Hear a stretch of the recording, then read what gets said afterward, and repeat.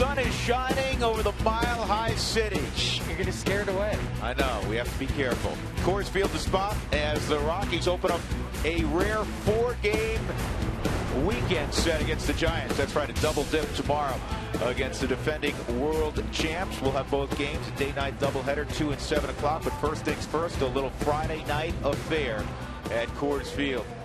Kyle Kendrick has pitched very well in his last 2 outings, and he'll have the baseball tonight, 3rd time he's making a start in a Rockies uniform at Coors Field. Nori Aoki's having a really good year, and he's been hot of late like most of the Giants. Here's the rest of the Southwest batting order for Bruce Bochy. He'll have young Joe Panik, the 24-year-old second baseman, in the 2 spot. Angel Pagan has hit lefties and righties. He's having a terrific year. Buster Posey, you know all about his credentials. Brandon Belt's at 305. Hunter Pence, 6 for 20 since coming off the disabled list. Brandon Crawford's having a great year. And then Matt Duffy will get the start at third base. Good-looking young player. Ryan Vogelsong, veteran right-hander, will pitch and bat 9th. So it'll be the 9th start for Kyle Kendrick. Build on what he's done the last 2. He has. He's been pitching a lot better, a lot more efficient, and that's what I want to see. First pitch strikes, you'll always hear me talk about it. It's key. It changes the entire complexity of the at-bat.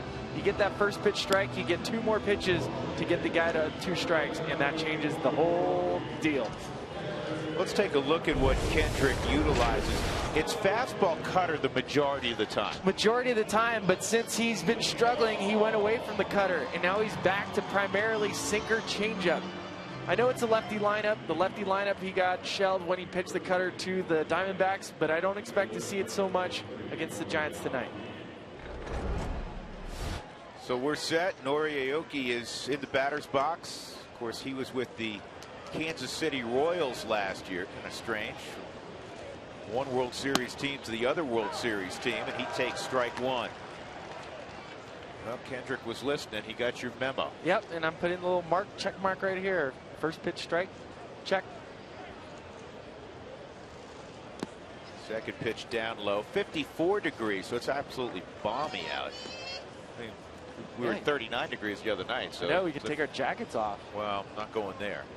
Set a May record, by the way. We've had the heater out for 6 straight ball games. It's never been done before in May, especially this far into May. 2 balls and a strike on Aoki. What a series for the Giants against their longtime rivals, the Dodgers.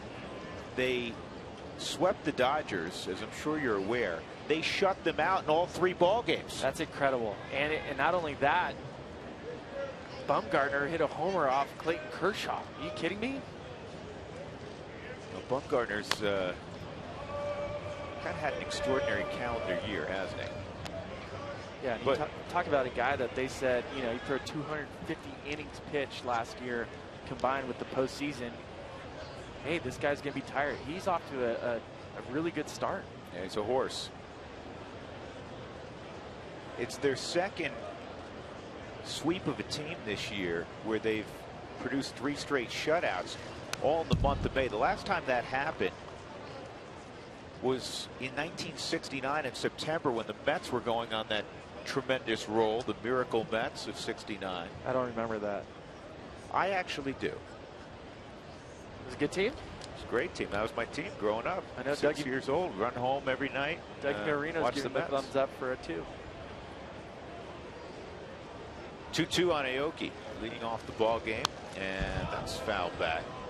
You saw this swing, this type of swing, quite a bit a couple years ago, didn't you? I did. When I was in Japan, you see a lot of these swings, but what they do that is very significant, they stay on the backside. I know it looks like they're running out of the box. They're sitting on the backside, their left leg, and then they keep their bat in the zone for a long time. So even though they're running out of there, the bat's still in the zone and they're staying back. This ball's driven to left center field pretty well, and Paulson will get over and make the catch. It's a challenge for a guy that does not have a great deal of outfield experience. Nice play by Ben. Well, I love Paulson in left field. He had a great jump, but look at how Aoki sits on that backside. You can see now here's where the bat stays in the zone. Yes, it looks like he's running out of the box, but he's really not. He's staying back there. See how much weight is right here on this back leg. As soon as he starts to swing, his head won't move that much, and then he'll keep that bat and barrel in the zone for as long as possible. Joe Panik steps up, another left-handed hitter, and he takes strike one. Kendrick gets another check. First pitch strike. That's right, 2 for 2. Panik's got occasional pop. Came up and did an extraordinary job for them last year, filling a hole at second base. They haven't had a guy there since Marco Scutaro had the great second half after the trade from the Rockies. And of course, Marco, unfortunately, with some back issues, really had to shut it down. Panik stepped up on a team that ends up winning the World Series and played exceptional baseball. He flies out to Blackman, 2 up, 2 down. Well, you know 2 of the 3 outfielders, Paulson in left, Blackman in center. Cargo, a couple Gold Gloves, he's in right field. Nolan had yesterday off with the exception of a late plate appearance, and it was a successful one as he had a pinch hit single. Tulowitzki, LeMahieu, Willeen Rosario in the infield with Nick Hundley, who was also off yesterday, doing the catching. Nolan pinch single last night to drive in his 20th run of the year. That leads the club. Here's Angel Pagan. Pagan takes away. Ball 1. Pagan hitting .343 out on the road. You can see, I mean, we talked about Hunter Pence being the heart and soul. This Giants team isn't the same without Angel Pagan in the lineup. He just being able to be a switch hitter, hits in the middle of the lineup, doesn't hit for a lot of pop, but he gives a quality at bat every time. Well, they've kind of changed his role, Spilly, and he's torn up the Rockies, hitting .565 against the Rockies this year. He has 50 hits with Adrian Gonzalez second to D. Gordon. D's cooled off a little bit lately. But Pagan was always a leadoff hitter. He was always a leadoff hitter, but here's that stat. Since the start of 2014, the Giants with Pagan in the lineup, 76 and 52, a .594 winning percentage. Without him, 35 and 40. He makes a huge difference. Makes a difference. You know, you talk about guys that make the engine go, and we were bragging from a Giants perspective on what Hunter Pence means to him. I couldn't agree with you more. They're a different club when Pagan's not in the lineup. And it's a two-way deal because he plays a good center field also. Plays a great center field, and it just makes the defense that much better. When you talk about Giants, you talk pitching and defense. 2-1 on Pagan.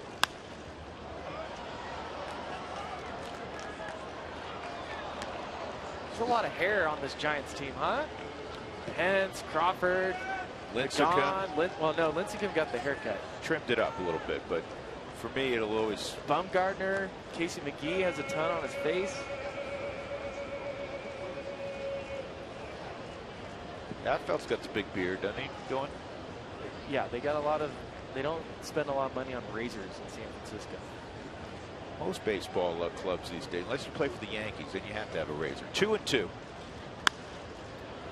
In the air down the left field line. Paulson's not going to be able to get there. Ben's getting all his sprint work in here in the first inning. Yeah, you don't run that much when you play first base, and I've been talking to some guys. They said he's done a really good job in Albuquerque. Albuquerque has quite a large outfield as well, and Paulson's been playing it very well.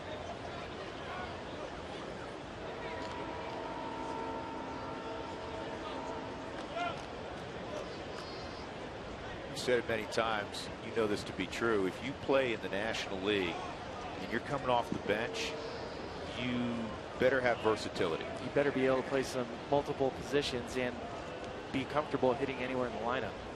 2-2 on Pagan, and that's low. 3-2. So the Rockies, with the victory yesterday, 7-3 over Philadelphia, end up splitting that 4-game set. Now 4 more with the Giants before Colorado heads to Cincinnati and on to Philadelphia next week. 3-2, and that's on the corner. Strike 3. Pagan didn't like it. Mike Estabrook said it caught the corner, and it's a 1-2-3 start for Kyle Kendrick. See the Rockies with the bats when we come back.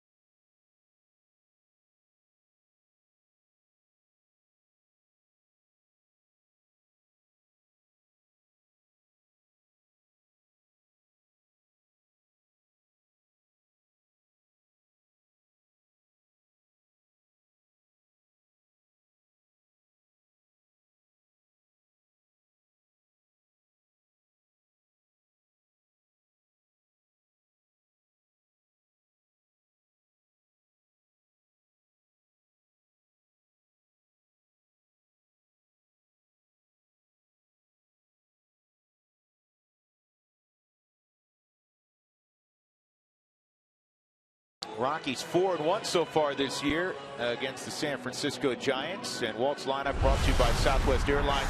Book your low fare now at southwest.com. Nolan Arenado is going to bat in 2 spot.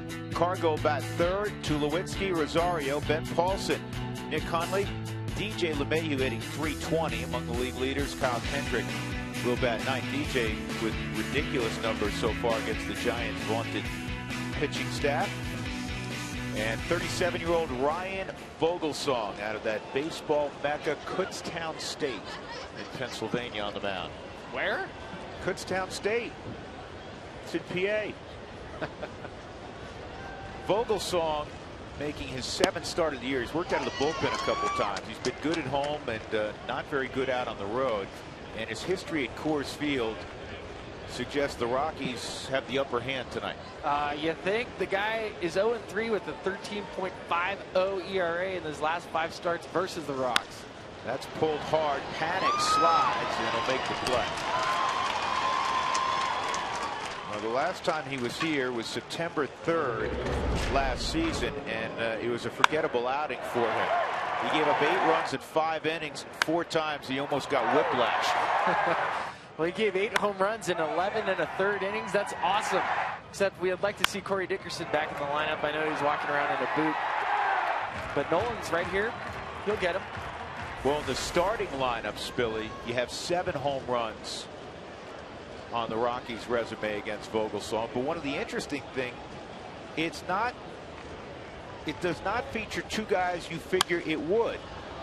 Cargo and Tulo are combined 1 for 25 against Ryan Vogelsong. It is so strange. There are times that you're facing a great pitcher, and a tired hitter like myself could be getting the Hall of Famer, where you have a guy that's maybe not a Hall of Famer that can get really all-star caliber hitters out, and the other guys hit him.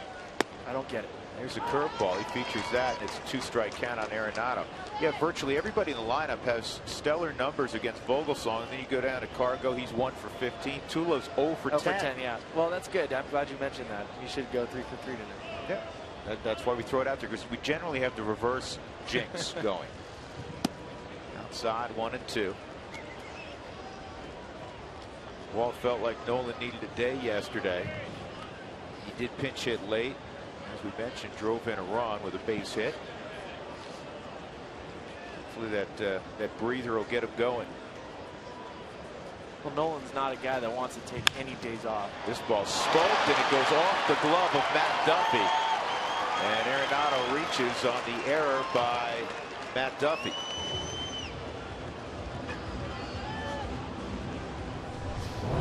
Nolan squares this ball up, and it jumps up on Matt Duffy. Actually hits him right in the glove. We're used to seeing our third baseman make that play. Duffy's best position, he came up as a shortstop, is in the middle. He's making his 11th start at third base. Casey McGee, a good friend of yours, really hasn't swung it. And it's opened up an opportunity for Matt Duffy, Joaquin Arias as well. Well, and I know with McGee was struggling with his knee.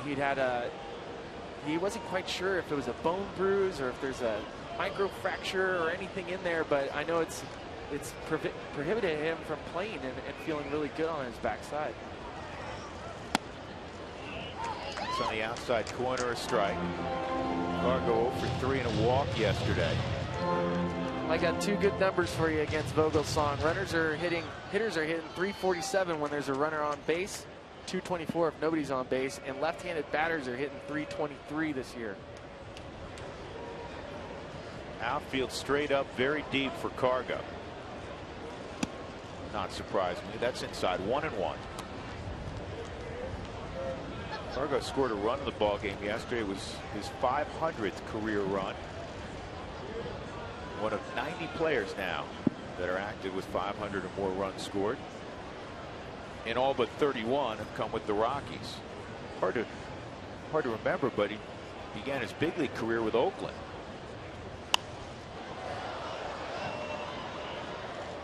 Well, I know Vogelsong of late, the success he's had in the month of May, he's actually gone back to throwing his cutter, and this is the opposite of Kyle Kendrick. Kyle Kendrick was throwing his cutter a lot more.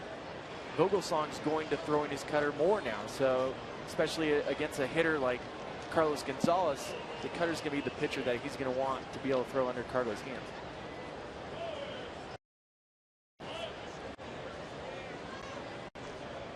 Most leagues choose a curveball. It's a good guess. And this is a double play ball. They turned it over. 4-6-3. So we'll go to the second inning. No score at Coors Field. The Rockies entertaining the San Francisco Giants.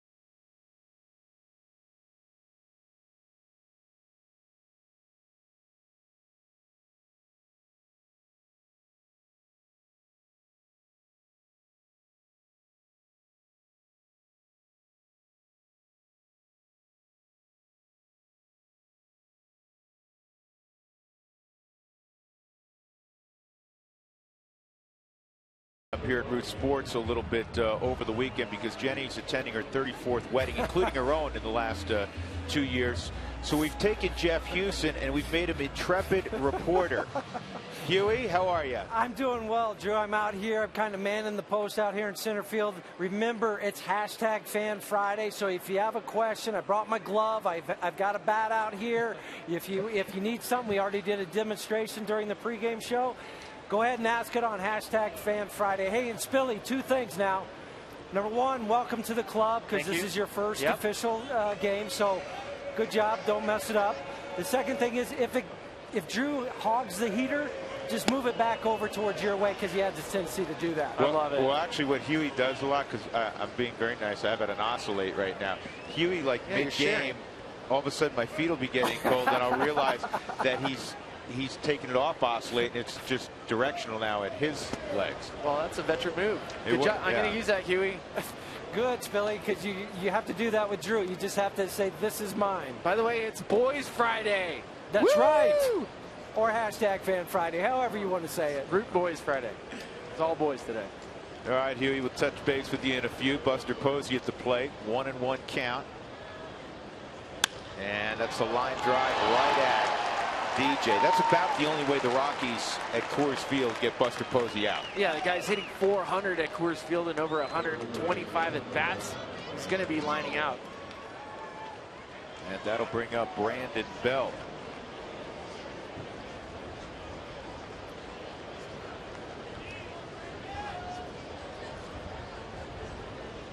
Well, Belt has had quite a year so far. He's hitting .347 against right-handed pitching, .130 against left-handers. This is also where you can see Kendrick go to the occasional cutter inside.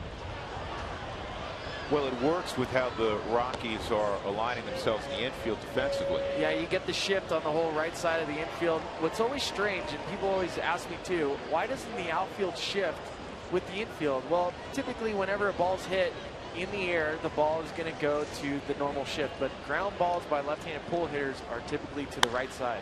This ball yanked, and it's got a lot of hook on it, fortunately, and it is foul. Belt's got a lot of pop, but he didn't hit his first home run until May the 15th, and then he proceeded to hit one in 3 straight ball games.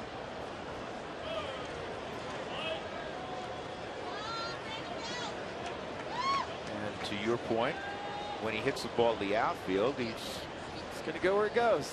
It's not going to be like a straight pull.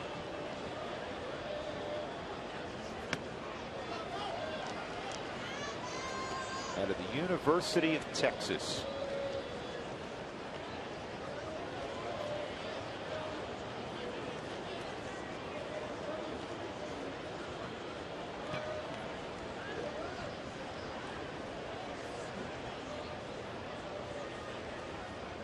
One, two, and that's down. 2-2. Not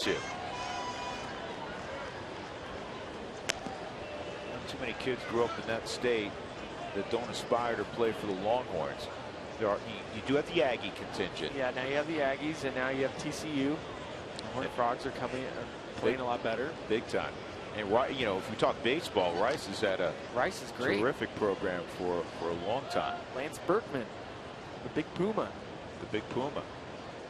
Here's the 2-2 on Belt, and there's the cutter, and he fouls it off his leg. The cutter and the bruise.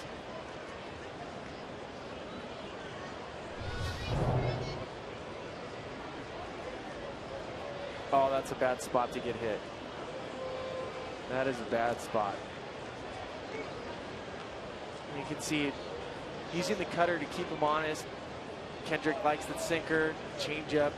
Now he just threw the cutter in. I always say, if you throw that pitch, throw it again. See if he hits it off his knee again. Add insult to injury. Or add more injury to insult. You get that splitter. And he located that pretty well. Yep.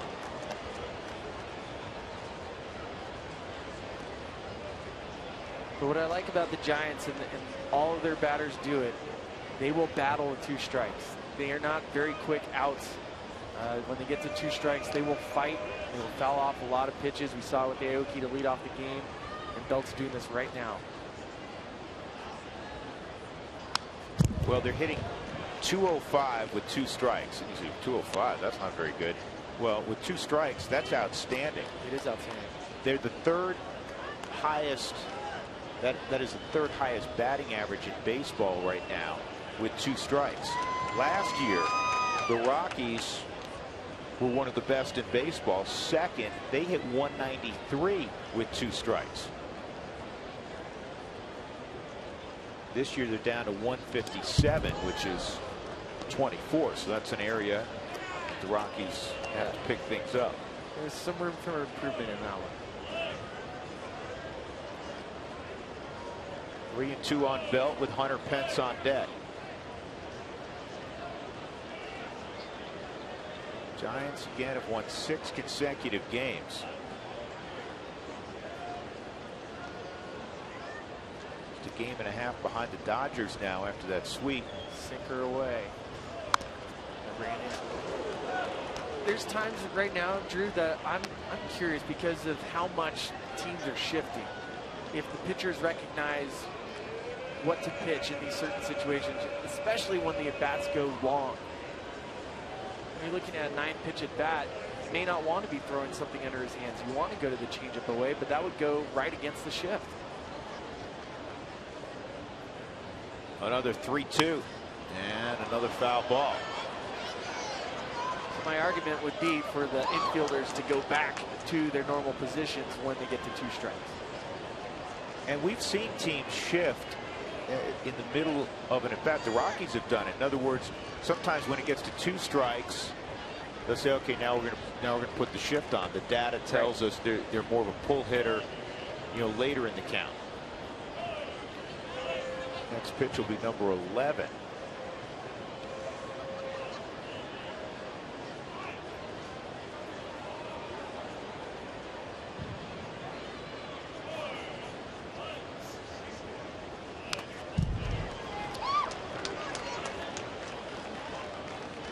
Yesterday, Jorge De La Rosa got the start. And afterward, he was very displeased with his outing. He went just 4 1/3 through 108 pitches. He had 10 3-ball counts. There's Jorge. Fortunately, when he left, it was a 3-3 ball game, and the bullpen, they've been in a really good place overall. They picked it up, and the Rockies would go on to win 7-3. Looks like a change of grip. And this one's in play. Shallow center field. Blackman got a late break. Fortunately, Nolan saw it right away and got back and made the catch. 2 gone. The one positive for De La yesterday, well, 2 positives, is club 1, and the other positive, he struck out 5, and he moves past his good friend Ubaldo Jimenez on the all-time franchise list for strikeouts. He is now number 1 with 774, ahead of the 773 that Ubaldo produced. Good list of names right there. Very efficient pitchers for the Rockies. The history of the Rockies organization. Jeff Francis, by the way, was designated by Toronto, cleared waivers, and took the assignment to AAA Buffalo. Always cheering for Jeff Francis. Oh, how can you not? Because he's Canadian. So it's okay. Cheer for Canadians. Come on now. Better cheer hard in the 9th inning tonight when Axford runs out there. You're right. You're right. 2 strikes on Hunter Pence. Broke his left forearm. He was hit in a spring training game. And that forced him to miss more than 30 games at the start of this year. Prior to that, he had the longest consecutive games played streak in baseball, 383. Crawford on deck, 1-2 on Pence. I mean, there's no doubt that this guy makes this team that much better. I mean, it's good to see when you have a Pagan and a Posey. You got the guys at the top of the lineup, Aoki and Panic. But when you add Pence to the lineup, just lengthens out this Giants lineup. Kruko was telling us about it. Giants are 5-0 since he's been back. He's one of the few power guys you'll see shorten up on their bat. Of course, the guy who has more home runs than anybody in the history of the game was a couple inches up on the bat, Barry Bonds. This guy is ridiculously strong. Oh my goodness. First pitch of batting practice, where did he hit it? He literally hit it into the Helton. Right, he knocked a bunt off a burger in the Helton shack. I thought you're supposed to hit it opposite field and he goes upper tank. Literally, Spilly's not exaggerating. It was the first pitch of BP. Usually guys work it the other way. Not him, man. He hit it about 500 feet. Well, after being ahead 0-2, Kendrick loses Pence, and that will allow Brandon Crawford to hit. That's a long way. The next one also went up on the concourse.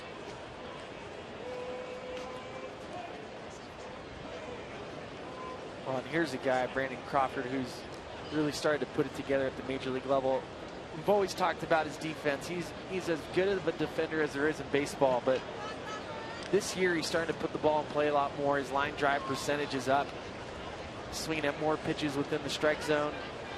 He's actually hitting in the last 6 straight games. He's 12 for his last 22 and 10 RBIs in those 5 runs scored. Yeah, he'll surprise you. He'll hit the ball out of the ballpark periodically. He has 6 home runs right now. Last year he hit 246. The year before 248. The year before that 248. And right now he brings a 303 average into the ball game. Well, and the number that's really impressed me for this season is his 391 on base percentage. This was a guy that would strike out, swing first pitch, and strike out a lot. He is taking pitches. He's watching the at-bats. Again, you got 2 strikes, 2 consecutive hitters. Hunter Pence working a walk. And now Brandon Crawford's probably going to shorten up his swing and really try to make Kendrick work. Now that at-bat by Bell extended the pitch count a little bit for Kyle here in the 2nd inning. No hits against him, but he's thrown 40 pitches already.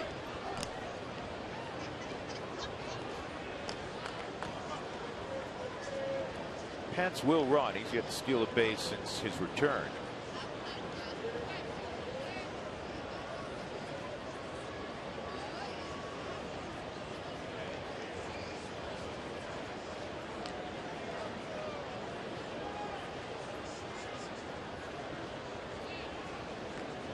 Two on Crawford. Outside 1-2 with the fastball. Crawford hitting .375 in the month of May.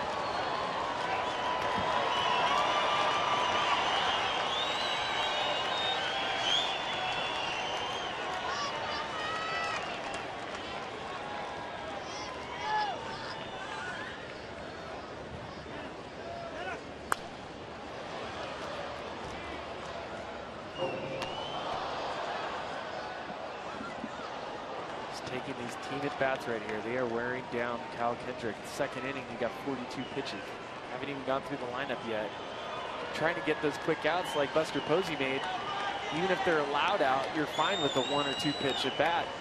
But these last 2 batters between Pence and Belt and Crawford, he's running up his pitch count.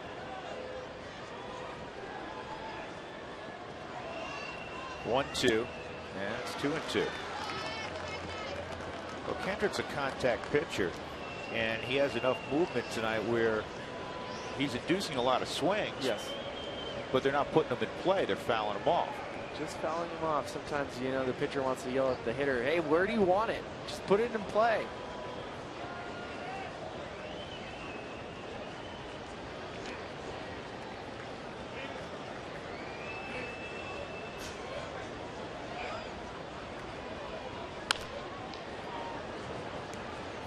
We haven't seen a foul ball in a while.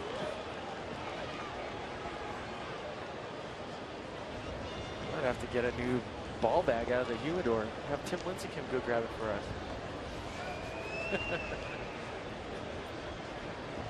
I'm always excited when I see Timmy walking around. Rockies will see Lincecum in this series. Lincecum's pitching very, very well. He's pitching really well. I think it's the mustache. 2-2, high fly ball to shallow right. LeMahieu now with the wind bringing it back toward the line, and the dirt makes the catch. So there's a walk with 2 outs to Pence, nothing else across. No scores. We go to the bottom of the second.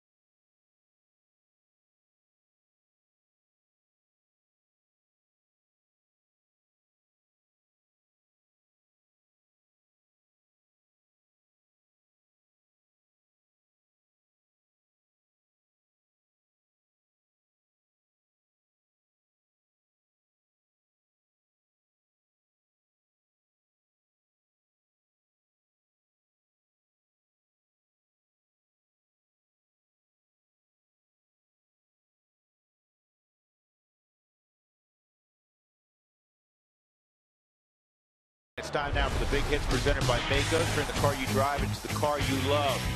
Well, it's a 3-3 ball game, and Mike McHenry stepped up against Jerome Williams. He got a sinker, and he got the barrel to it, drove it out to left. Mike can do that. 2-run home run, his first of the year. Rockies would go on to beat the Phillies yesterday 7-3. The umbrella's out as cloud overhead has opened up some showers, which, boy, we haven't seen any of those in a while.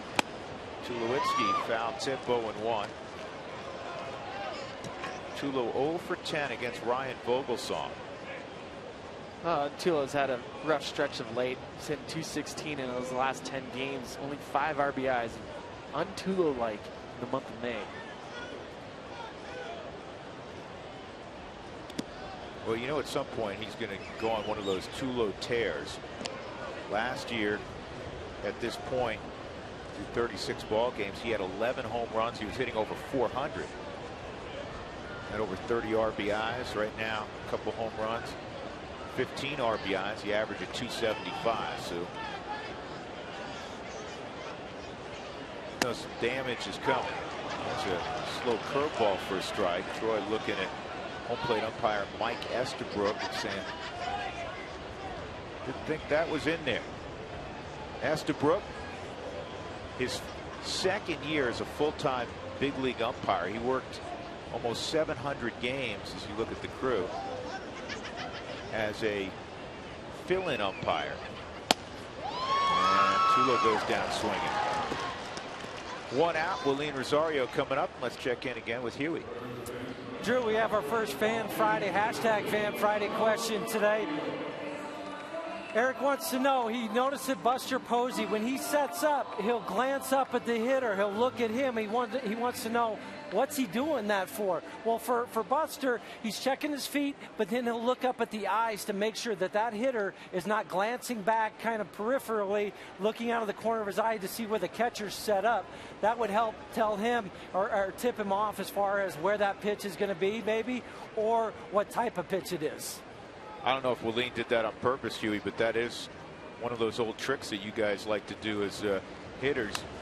You get set, and then you call a quick timeout, and you look down and see where the catcher was set up. You never did that, did you? Never did anything like that. I would wear my Oakleys and just look straight back at the catcher and say, what are you going to throw right here? I always liked when it was sunny and the sun was behind the catcher, and you could see the shadow of the catcher move out of the corner of your eye, and then you say, well, okay, maybe it's going to be away. You look away.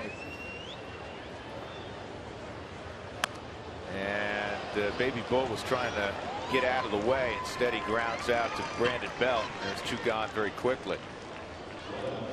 So Tulowitzki struck out yesterday. And all we've been talking about, it seems like, is the number of strikeouts for Rockies hitters. In fact, they set a big league record last week when they struck out 14 or more in 3 straight games. That had never happened before since 1900. And then go figure, yesterday, for just the 11th time in franchise history, they didn't strike out at all. I know, and Brandon Barnes had a 4-for-4 day yesterday. I texted him after the game. I said, since it wasn't on TV, it doesn't count. Nobody saw it. That's cruel. He's like, yeah, it did. Of course it counted. Ben Paulson takes ball 1. The last time, by the way, the Rockies won a ball game without striking out was May 17, 2008. Almost 7 years ago to the day.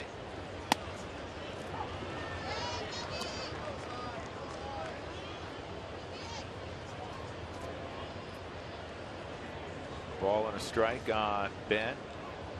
4 for his first 8 since returning to the big leagues.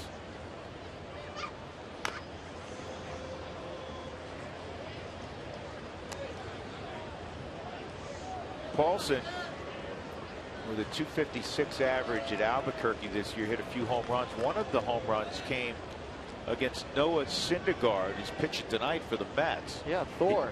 And we all know about his reputation. He went oppo against Syndergaard. It's a 1-2, 2-2. Vogelsong was running to the dugout, not so fast. That's the old cutter on the backside for a left-handed hitter. That's Josh Fogg was known for throwing a cutter to right-handers, so we called it a hip shot cutter. But for a left-handed batter to throw the cutter off the plate and let it run back, you don't see that too often.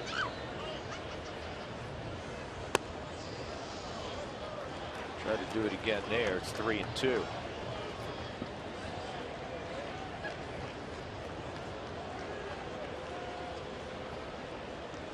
Two outs, nobody on, no score, bottom of 2. Rockies and Giants, first of 4 this weekend. Drew Goodman, Ryan Spilborghs, Jeff Hewson.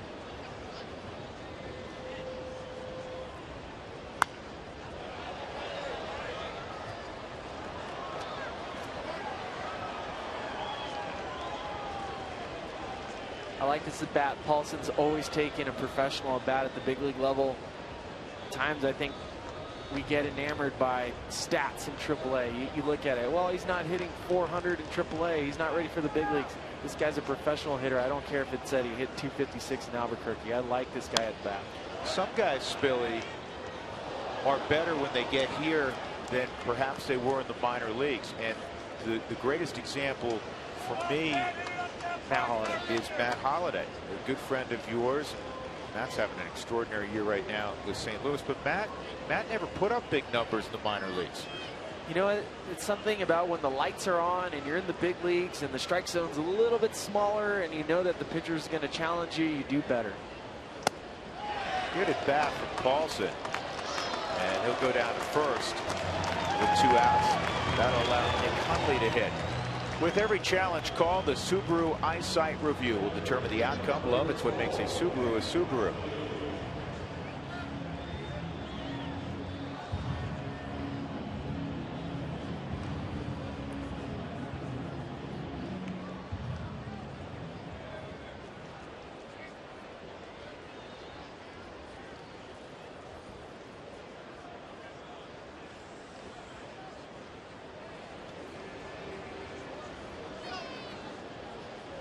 Nick's had success against Vogelsong.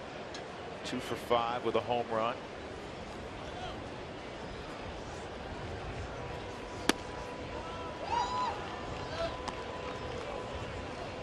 Another first pitch strike for Vogelsong.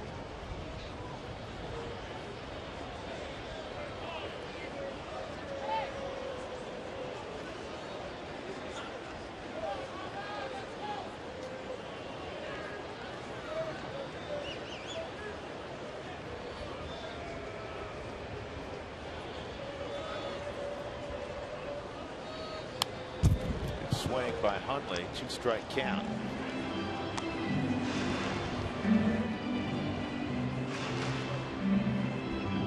Nick owns 12 home runs in his career against the Giants. That's by far the most home runs he's ever hit against another club. He's hit 6 against the Rockies. He's hit 6 against Arizona. It's surprising because what do you think about when you think of the Giants? Yeah, hitting at AT&T ballpark. Where if you stood on second base, it'd be hard to hit it out. You're right. And you also think of typically they have a great pitching staff. Well, Hundley has victimized them to the tune of 12 home runs in his career.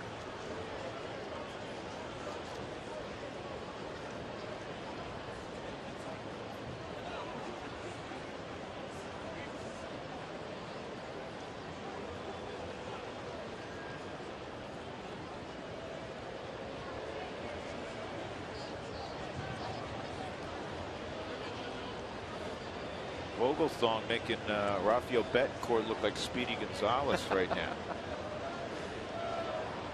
His pace is not very good right now. If you see gloves on hips, that's not a good sign.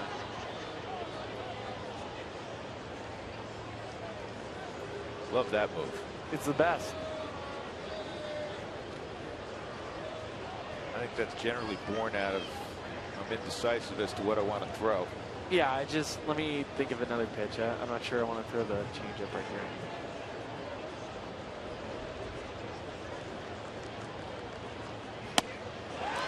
He gets the strikeout on Hundley. 2 strikeouts in the inning for the 37-year-old Ryan Vogelsong. No scores. We go to the 3rd.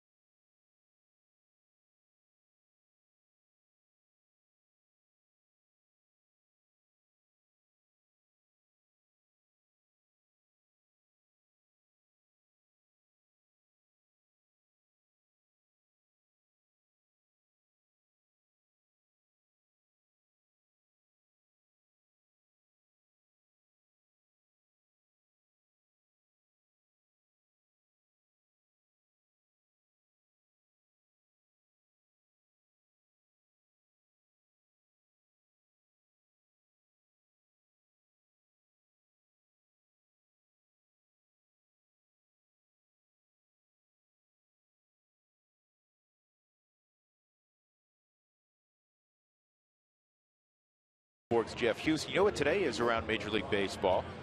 It is Wear Your Jersey to the Ballpark Day, presented by Majestic, and you've done exactly that, or you have stolen one of Charlie Blackmon's. No, it's Marcos Scudero's. Oh, that's He's number 19. No, this is my old jersey, 2000. I haven't worn a Rockies jersey since fantasy camp, and actually put on my own jersey. I only have 3. I own 3. This 2010 one with the Kelly McGregor emblem, a 2007 World Series jersey, and my 2009 playoff jersey. Have you framed any of them? I have 2 of them framed. Good. So this one you didn't I break the didn't have glass. framed, but Okay. this one I keep close. We want to go out to center field after this pitch to Matt Duffy and see if Huey had a lot of jerseys to choose from, man. He played for like 30 teams. 29 actually, so I went with the very first one, my Montreal Expos. First time I was wearing one, it was in the big leagues, so I had to break out the old Expo powder blue. I am so glad you brought that one. Nice play by Nolan. Hold on. We got to watch this again. Yeah. That looked like a young number 15 in a Montreal Expo uniform. Well, you never get tired of it. Every time Nolan's on the field, it is fun to watch. You can see him laying out. That's in the 6 hole. Gives Tulo a chance to just stay back there. He'll get up and fire from his hip. That's full extension. Watching the ball into his glove, and then how quick he can get up. He doesn't even have to set his feet. He just throws from that little sidearm angle. There's nobody better in baseball that can do that. It's become comical. He honestly could, not that we want this to happen, he could shut it down today and win a Gold Glove. Yeah, for sure. Yeah, there's no doubt. You talk to anybody around big leagues, any different organization, they go, man, that kid is something to watch. And then you start hearing historical names. That's when you know you're good. You start hearing references to Scott Rowland, Brooks Robinson. I mean, you just start naming some of the best third basemen of all time, and people are talking about Nolan. Ryan Vogelsong just unloads on one, and one hops the center field wall. That's going to be a double for Vogelsong. And he's probably going to stare in the dugout right now at Madison Bumgarner and say, what do you got on me? Well, Madison hit it about 1,000 feet farther, but this is a ball that's elevated. Vogelsong jumps on it. He squares it up, and I love that he hit it as hard as he could and still one hop the center field wall. That's why I say pitchers can't hit. I don't care what you say. Pitchers cannot hit. That's a long way, though. He hit that ball about 410, 415 feet. So the first hit of the game, Ryan Vogelsong, a one-out double. And that'll bring up Nori Aoki. Now, these situations is what separates the Giants from virtually every other baseball team. Center field, routine play for Blackmon. 2 outs. Hey, Huey, did you have to dust that thing off? Where'd you find it? Oh, it was downstairs. Of course, you know, you're talking about Spilly, and I've got a couple up on my case in my study where I have different jerseys. But the problem was I had to pick out this one. Otherwise, I didn't want to break a case. Wendy would have been mad at me and all that. It wasn't worth the hassle. I understand. Yep, I'm sure Wendy would be upset. Well, I just like the throwback, the old Montreal MEB, Montreal Expo baseball. Hey, your old club, and you originally, your original club, you signed with the Expos and got to the big leagues with the Expos. They've had 2 exhibition games up there the last couple of years, and they're drawing 40,000 folks every night. Yeah, and they're talking about maybe going back up there. There was the last 2 years, as you referenced, that really got baseball on the map again in Montreal. It was a great place to play. Heck, I would have played on the moon, though, because that was the first time I made it to the big leagues. Hey, we used to love going up there, believe me. That's a great city. They need a new ballpark if baseball does return there at some point. This ball line to right. Cargo on one hop's got it, and they're going to stop Vogelsong, not surprisingly.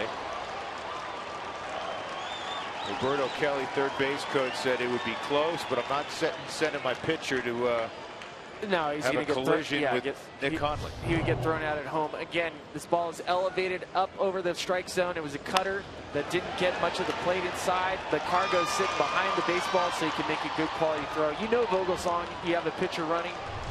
I know it's 2 outs. You expect to see a guy go on contact. But that's Cargo understanding the situation. The Giants just in runners in scoring position. This is what separates these guys. 2 outs, runners in scoring position. They're hitting .281 this year. They have 58 RBIs, and in the last 9 games, as a team, they're hitting .376 with runners in scoring position. Usually when a team's playing well, you'll see the pitching staff's got a low ERA, Penn's doing their thing, and they're getting timely hits, and that's what the Giants have done. Here's Pagan. Takes a big cut and fouls it back. Pagan caught looking on a 3-2 pitch.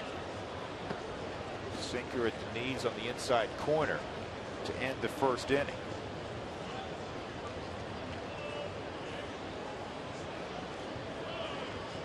Kendrick has had his number typically. Pagan has seen him a lot. Kendrick has held to 5 hits and 35 at bats. First and third. First scoring threat of the game for either team. 2 outs. Top of 3.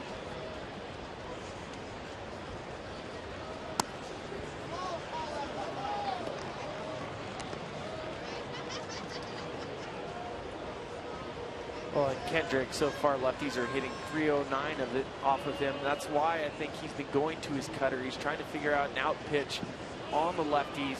When you're primarily sinker changeup, it allows the lefty to kind of dive against you. The cutter can straighten out the lefty, except the cutter for Kyle just hasn't been effective against lefties. There it is, but he laid off it.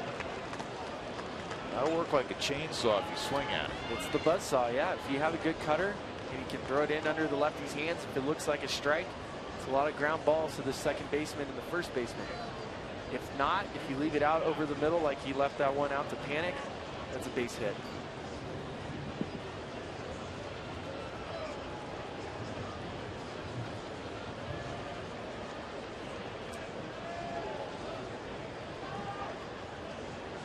One on Pagan. Changeup's high, and it's 3-1. The Giants, with Pence now batting 6th, feel like they have a high-quality lineup with length to it for Bruce Bochy. Posey on deck. It's not a picnic. No, going back to the changeup, see if he can get a rollover. He lost him, and now the bases are full for Buster Posey.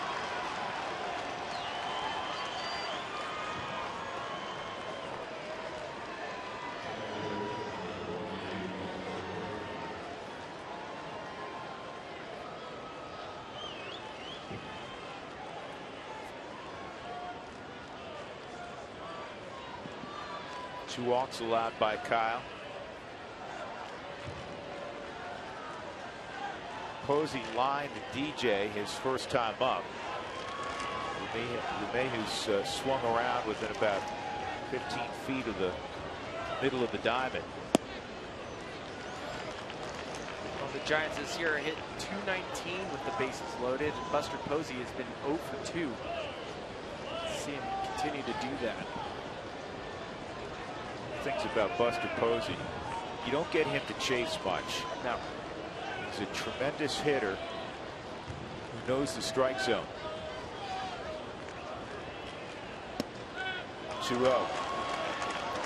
To support that, he has fanned only 16 times this year. I mean, I've argued at times that catchers get a better strike zone than most position players, just because they're consistently working with the home plate umpire, that they get the benefit of the doubt. But I truly believe Buster Posey doesn't get anything extra. He is just an exceptional hitter. And now he's got a 2-0 count to work with. 2-1. And Posey has to work with Mike Estabrook tonight, but he didn't like that call. Right on the edge of the 4th strike zone. It's a cutter that just runs right off the plate. It's a great pitch, great location for a 2-0 count. It's a good frame job by Hummer.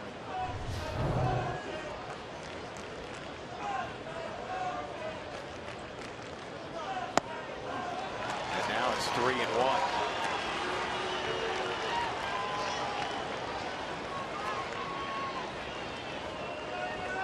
Kyle trying to keep the ball down to Buster Posey. Well, he's trying to keep it down and away and off the plate, but when you're in this situation now, 3-1, 2 outs, you got to you have to challenge him. You have to get it over the plate somehow. Just keep it low. He lost him, and he just forced in a run. Back-to-back walks of Pagan and Posey, and the Giants take a 1-0 lead. And now you have Brandon Belt coming up. Steve Foster will make a move to the mound. Check out the On Deck rooftop ticket package, available online only. It's the most affordable and flexible way to purchase rooftop tickets. For more information, visit rockies.com/rooftop.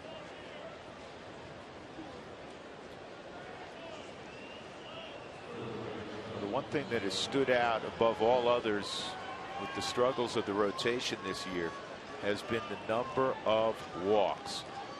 And you say, well, Philadelphia's walked more. They have.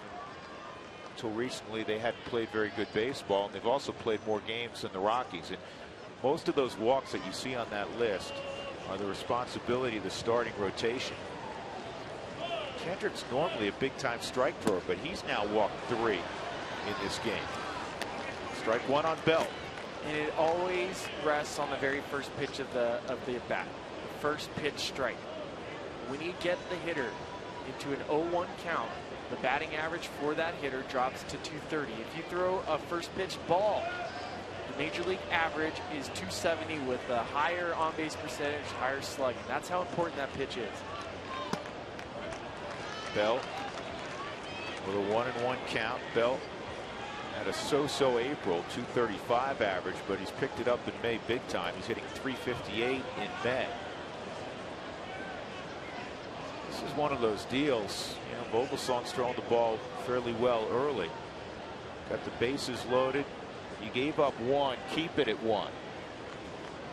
This is where you're having to grind, especially as the defense, when the game has just come to a sudden halt.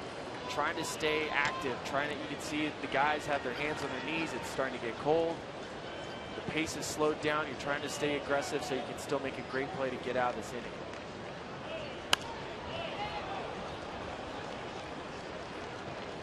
Bill Hayes, former catcher, that's why he tried to pick that with his bare hand. Bill, that's not advisable. No. Panics at third. He's singled. Pagan walked. He's at second. Posey walked. He's at first.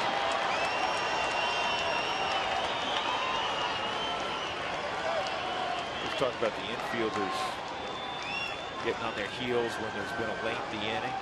Hey, you played the outfield. Sometimes you see guys have a mental lapse and don't roll up before the pitch. Well, when it's 66 pitches through 3 innings, it's hard to be in every single pitch. Kendrick gets the strikeout on Belt as he pulled the string. He gives up a run on the bases loaded walk to Posey.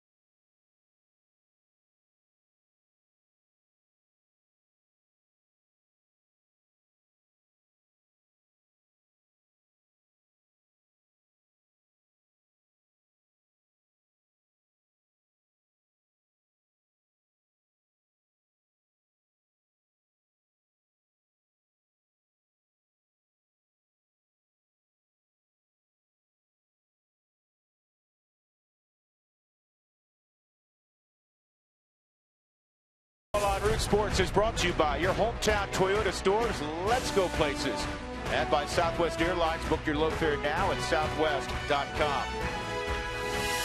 So the Rockies trail 1-0 as we go to the bottom of the third. DJ LeMahieu, Kyle Kendrick in the top of the order.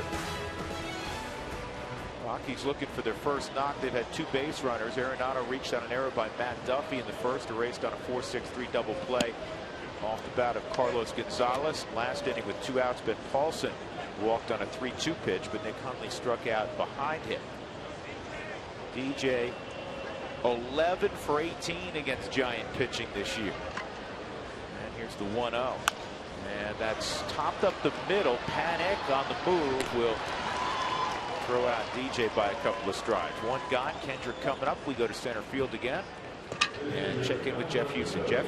Yeah, Drew, we have another question here on #FanFriday. It's from Daniel. He wants to know whether metal bats benefit young hitters through high school, or do I prefer metal or wood? I don't mind the metal bats for the younger ages, but once they get to high school, and I like what they did a few years ago, change them to the BB core bat, meaning they have less trampoline effect. Also, I like what they do in some of the leagues around here, playing with the wood bats during the summertime, because the wood bat, your sweet spot is really from about here to here. You can get away with a few more hits down here with an aluminum bat. The other thing, of course, is cost. It's pretty tough when you're asking a mom or dad to go out there, hey, can you buy me a dozen bats, when you can just get through one metal bat through a summer league or a high school season? Yeah, there's no question. Obviously, wood is a lot more expensive, but the more you learn to find the barrel of the bat with a wood bat, I think the better a hitter will be. You can't cast a wood bat either, Spilly. No, you can't. Well, if you're not going to fork out the money to use a wood bat in a wood bat league, you can still use it during batting practice. You can still take batting practice with the wood bat and then go to the BB core, like Huey just mentioned. But there is nothing better than swinging with a wood bat, and there's nothing that's going to give you better feedback. It's like when you're swinging with the golf club. If you hit it off the toe, it'll let you know. Same with the wooden bat.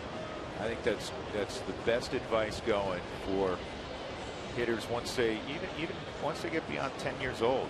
Take all your BP with a wood bat.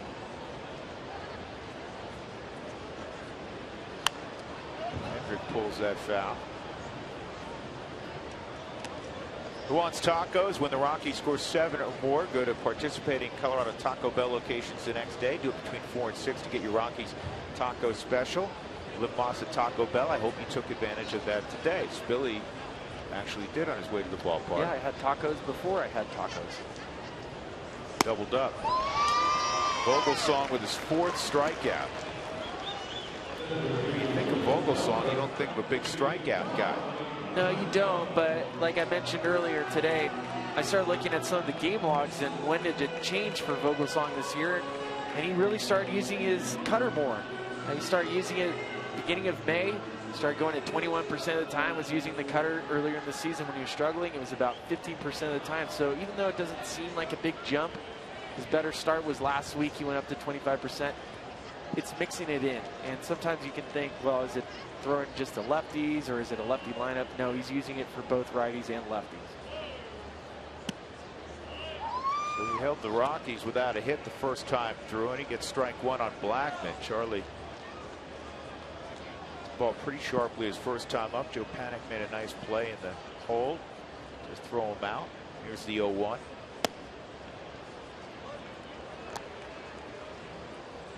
You know, I counted wrong. I said 4. I write the number next to each strikeout. I went from 1 to 3 for some reason. So we had 3 strikeouts. Yeah. Don't get ahead of yourself.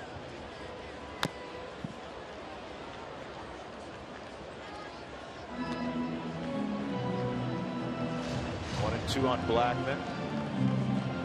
Wearing that number 19 made famous by my partner tonight, Ryan Spilborghs. I said it was Micro Scutero. I'll always say that. Came after you. Yeah, that's true.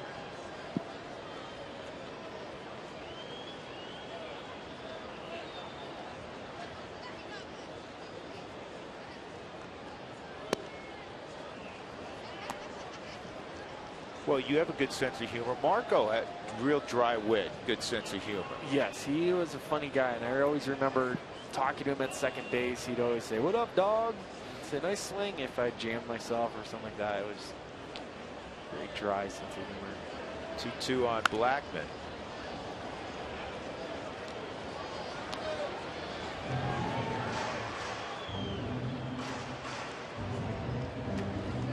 Why don't they wear the sleeveless black jerseys anymore? I haven't seen them wear it too often. Still remember the Diamondbacks playoffs. They decided they wanted to wear black to try to ruin the 2007 streak. We didn't care. Still boat raced them. Yeah, that didn't work out so well for them, did Nope. it? Nothing to do with the jerseys. 3-2. It kind of goes in trends.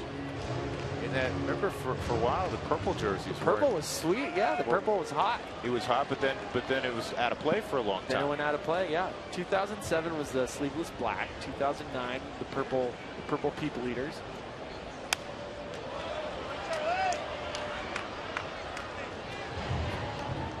Still typically the starting pitcher that makes a decision in baseball. It should be. They're the ones that are out there. But if your team is playing well and the pitcher decides to go for maybe the stripes versus the purple top, we'll give him some grief. You should give him some grief. You never mess up with the streak. It's from Bull Durham. Heard starting pitchers say before that they really liked the vest because they didn't feel like the sleeve encumbered their arm. Yeah, Jordan Lyles is one of the few Rockies pitchers that will go to the black sleeveless. He loves it. 3-2 on Charlie. Outside ball 4. So Blackman works a walk. And Vogelsong looks down. He's not happy with Mike Estabrook. That pitch was a ball outside.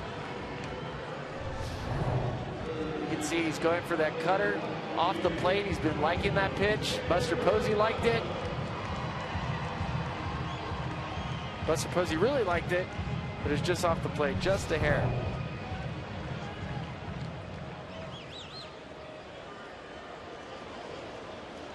Nolan hit the ball sharply his first time at Matt Duffy, who didn't handle the ground ball, so Nolan was aboard on that error.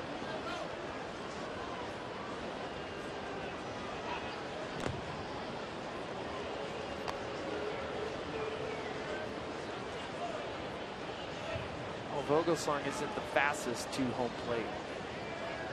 He'll go to lift his knee, but when you look at a pitcher, you always look to see if he's holding the ball in his glove or in his hand.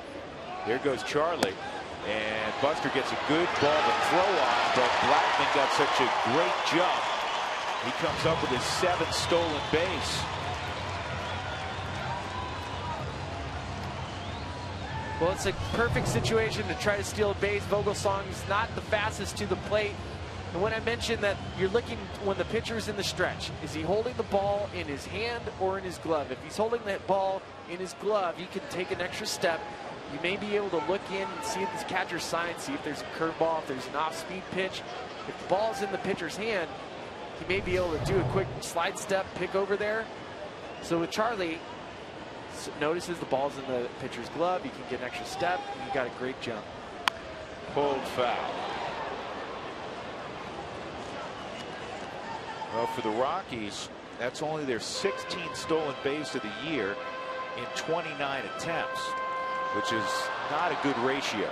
It's not a good ratio, and the Rockies this season have been a notoriously bad base running team, going first to third, getting tossed out quite often. The caught stealings are high. But when you start looking at some of the guys hitting it with runners in scoring position, you need Nolan Arenado, and right now he's hitting .448. This is to shallow right. Pence closes and makes the catch to end the inning. So Blackman a walk and a stolen base, left at second. And we'll go to the 4th inning with the Giants ahead of the Rockies 1-0.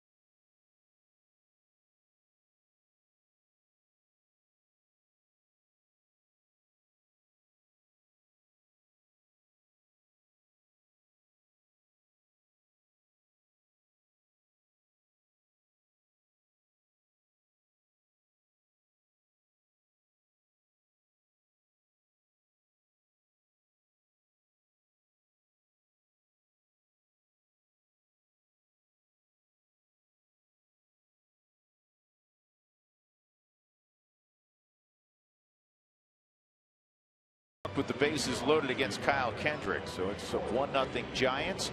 The Coors Light Cold Hard Facts are brought to you by Clean, Crisp Coors Light, the game's most refreshing beer. Yesterday, Madison Bumgarner became the first pitcher ever to homer off of Clayton Kershaw. He's the first pitcher to hit a home run off a defending Cy Young winner since Sean Estes, former Met, former Rocky, did it against Roger Clemens back in 2002. Well, it's fitting that it was Bumgarner to take Kershaw deep because this guy hits his fair share of home runs. Out of Hickory, North Carolina, big, strong man. He also has a home run against Zach Greinke, so it's not the only Cy Young guy he's taken deep. Pence leading off in the fourth, rolls one to LeMahieu. 1 out. There we go. We love that. 1 pitch, 1 out. Defense loves it. That'll bring up Brandon Crawford.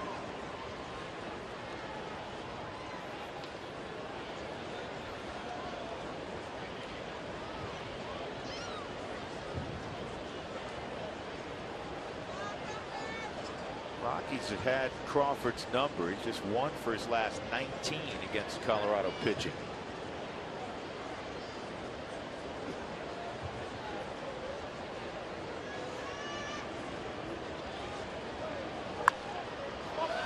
Two pitches, two outs.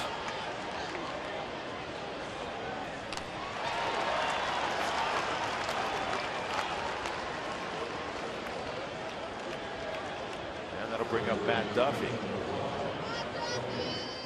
You know he's going to take here. Cardinal. Yeah, Cardinal sin, whatever. But you know what? I always used to tease. Come on, go for it.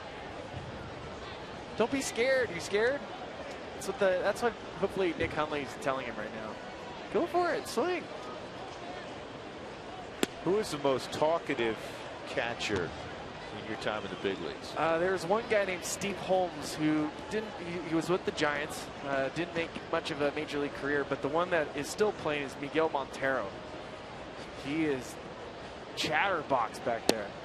Yeah, Miggy can talk. Miggy's a great interview. He's a great catcher too. I mean, every time he come up, he's like, "Hey, Speedley, how you doing? Good. Give me a fastball, please. Fastball away, please."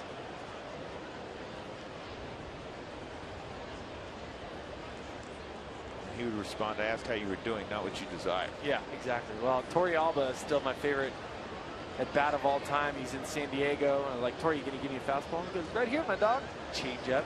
So how about here? "Right here, my dog." Change up. He got all the way to 3-0. I say, "You gonna give me a fastball or what?" "Here you go, my dog."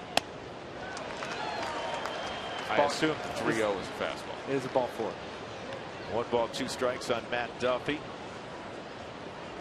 Hitting .368 in the month of May.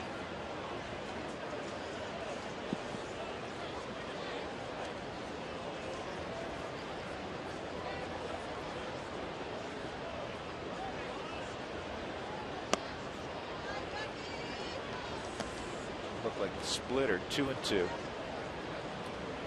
The catchers do that, Drew. They'll try to get in your head, take your focus off the game.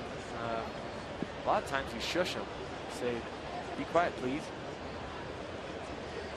Maybe not that kind, but similar. Say, really, with a please? Tulo gets a clean hop and a strong inning for Kyle Kendrick. First 1, 2, 3 innings since the first 7-pitch inning for Kyle. See if the Rockies get the bats going, down 1-0.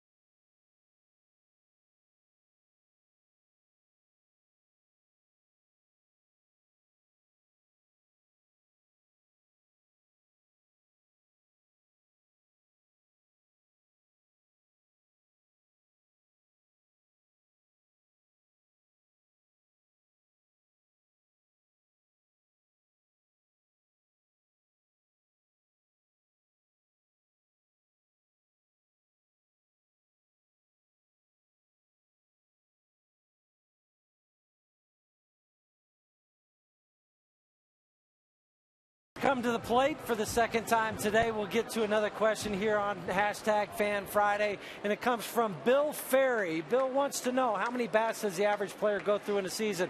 Well, for somebody like a Carlos Gonzalez, we see him break a bat quite often. That's because he has incredible bat speed. He might go through 75, 80, maybe even 90 bats per year.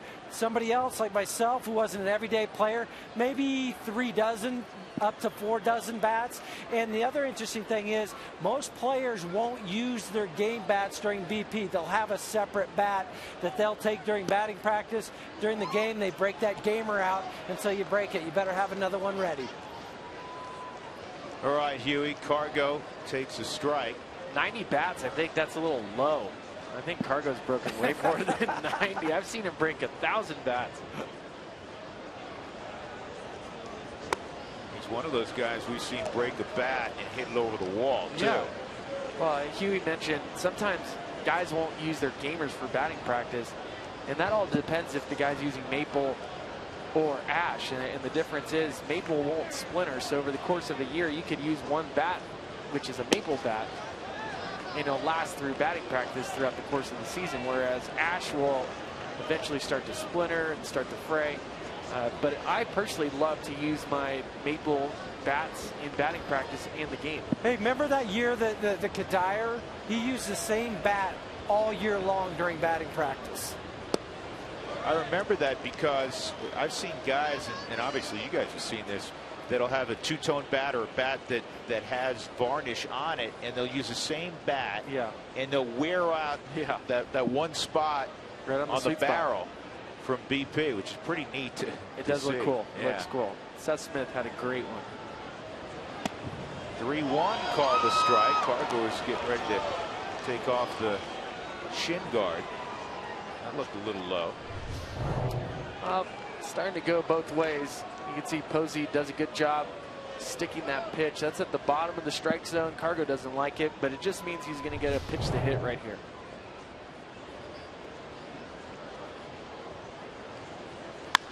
And he hits a bullet to left, but it's right at Aoki. It almost ate up Aoki. That's a typical Cargo line drive that obviously we haven't seen enough of. One that keeps rising and fools even the best outfielders in the world. Well, when he's swinging down through the baseball, he starts to get that backspin, and when he's swinging down and he has a short stroke, like we've seen, like that swing right there, even if the ball is off the plate, he can get the backspin. We've seen him backspin balls out to left field at Coors Field many, many times. We just haven't seen it too often. Tulo struck out his first time, and he takes a strike on a breaking ball. Troy 0 for 11 against Ryan Vogelsong. One of the things about Troy's first month and a half this year that stands in such large contrast to last year, yeah, the numbers are down, the home runs, the ribbies, the batting average. We understand that, but the walks are way down from a year ago. Why do you think? Well, if you look at some of the advanced metrics, and I'm not talking weighted runs created plus or WAR or any of these things, I'm just talking about what he's swinging at. Tulo is swinging at more pitches outside the strike zone than he ever has in his career, and that just shows to me that he's trying to just jump on pitchers. His chase percentage last year was 26.1%. This year it's 35.7%. His whiff percentage a year ago 18.6%. To your point, this year 23.2%. So he's chasing more by a huge amount. 10% is a big amount. Well, you can see he's not walking that often either. This is in the air down the right field line and deep, and Pence will try to run through that wall probably, but I thought he did. And for a second we lost him. Hey fans, it's time to vote for your Rockies All-Stars. Vote 35 times on the 2015 eShirts MLB All-Star Game ballot exclusively at Rockies.com. Vote now. Like right now. Get on your tablet now. So Tulo's 0 for 11, Spilly, against Vogelsong. The only other guy that he has had 10 at-bats against without a hit, Anthony Bass. You faced him with the Padres. Yeah, he had a good sinker and a little cutter. Like I said, it's strange. Tulo could be hitting 1,000 off of Cy Young. And there's certain guys that you don't see the ball well against, or just the ball does just enough to miss your swing. Every guy has a swing path. Some guys throw the ball into your swing path. 1-2. It's a high fly ball to left center.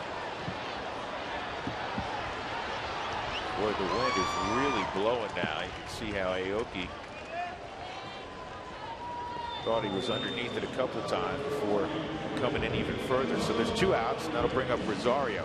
The Rockies do not have a hit against a guy that has a 9 ERA and 5 starts at Coors Field. 2 outs in the 4th inning. Vogelsong coming in had allowed 23 runs in 23 innings at Coors Field. Rosario had a check swing roller to first.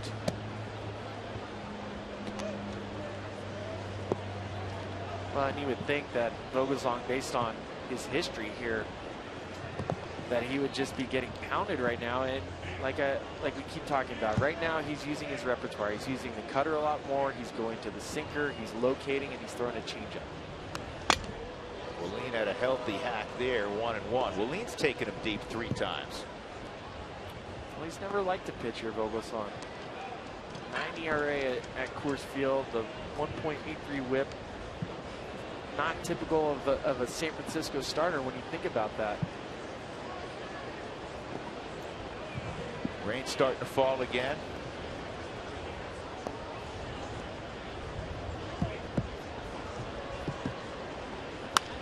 And that ball's hit hard, not through a base hit. So Willeen has the Rockies' first hit with 2 outs in the 4th inning. That will bring up Ben Paulson. Well, ever since Rosario got back from the minor leagues, he has been hitting the ball very well. I talk about getting an opportunity to play and get at bats. That's a ball outside off the plate. Rosario, since he's been back, has been doing a great job of driving the ball opposite field. He's not trying to pull it. You can see he's going to drill that right past a diving panic. Paulson walked his first at bat.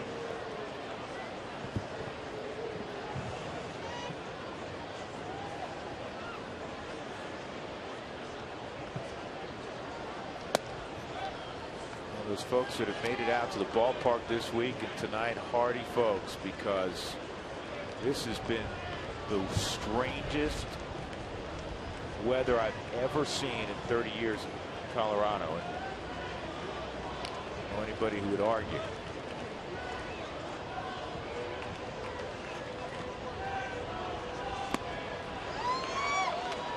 Ball and a strike on Paulson.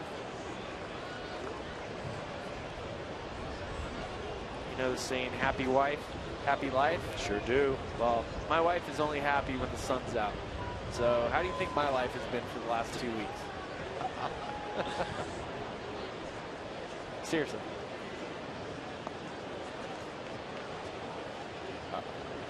Yeah, you know, Stacy's watching.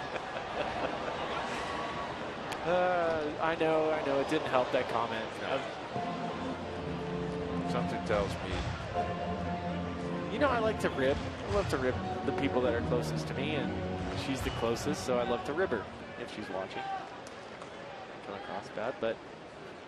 And if she's not, we'll certainly text her. Yeah, we'll text her that I was making fun of her. 1-2 on Paulson. Willeen taking his lead off first. Rockies down 1-0, bottom of 4.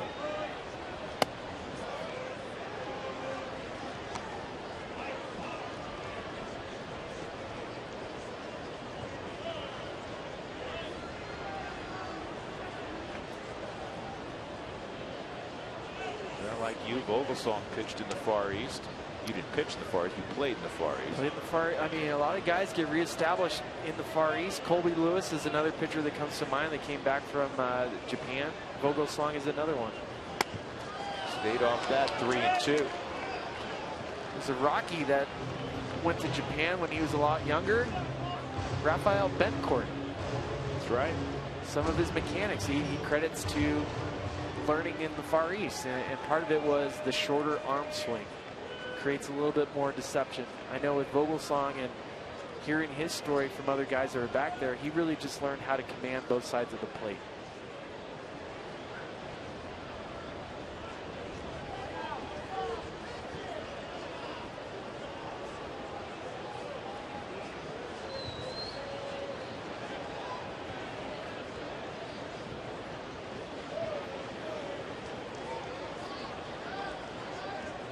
Rosario off, and it's hit off the end of the bat foul to Stu Cole.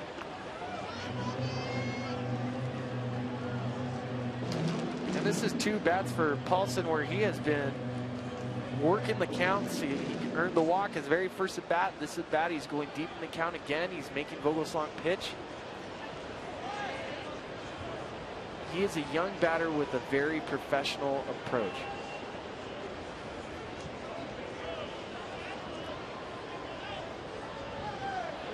And this ball driven to center field, but it is right at Angel Pagan.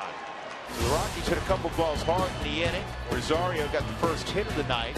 1-0 San Francisco off to the 5th.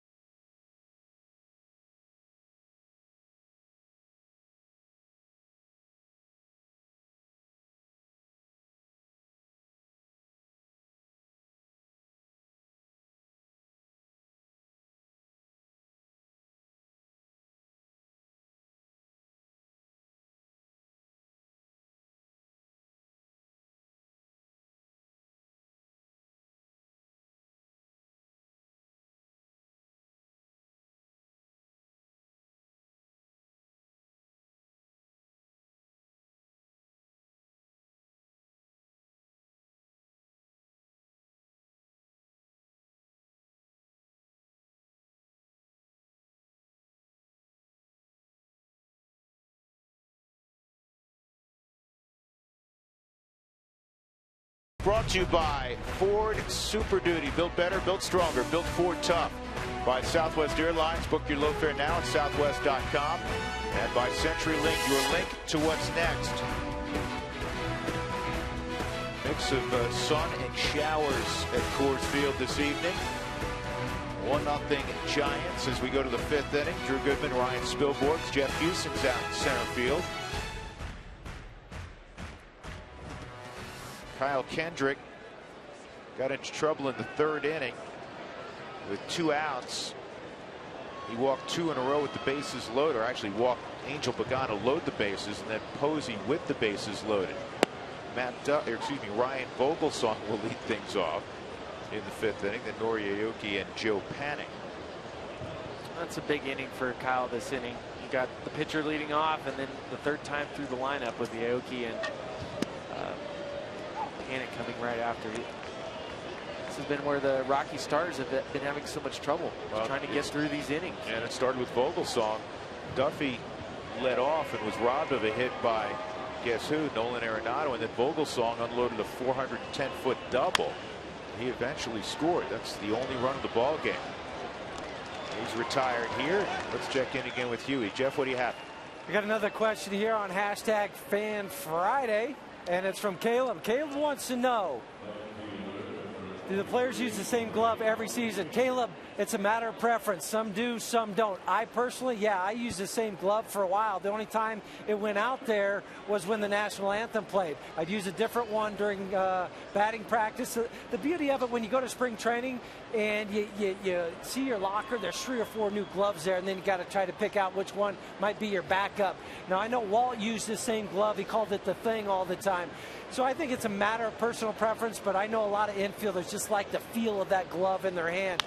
Billy, I don't know about you as an outfielder.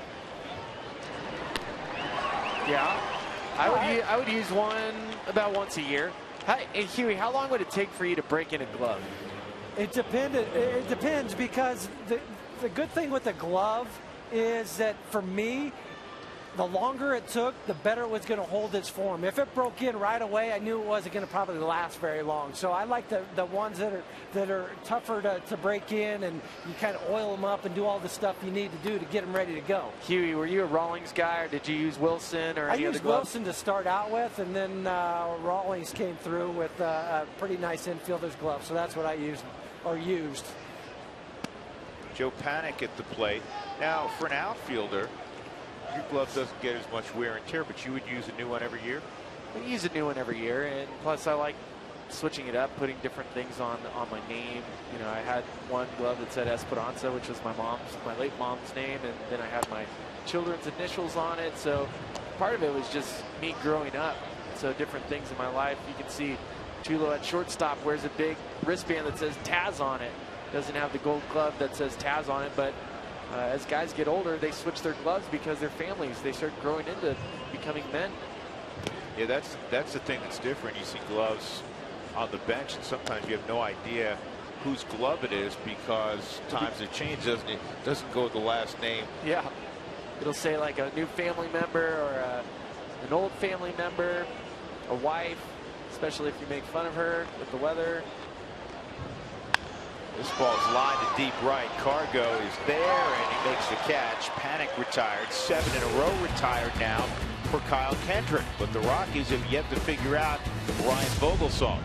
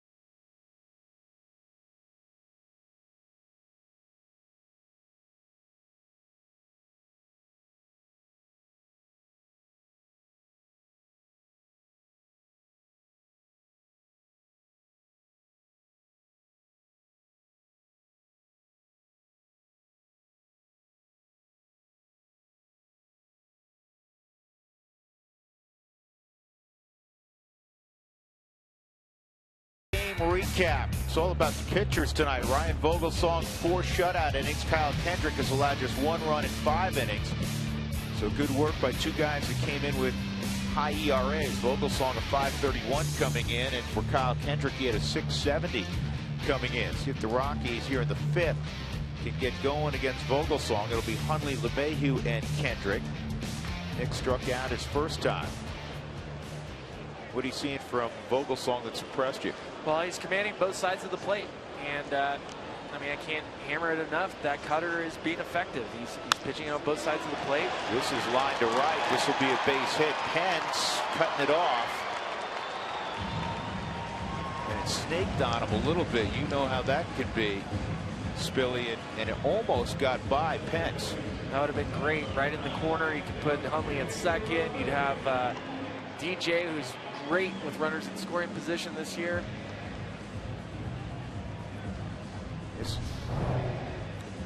You can see the ball's hit down the right field line, and when it's hit like that, it has a little top spin. You can see as soon as it hits the different grass, you can see how it looks like a checkered pattern, almost like my tie that I wore tonight.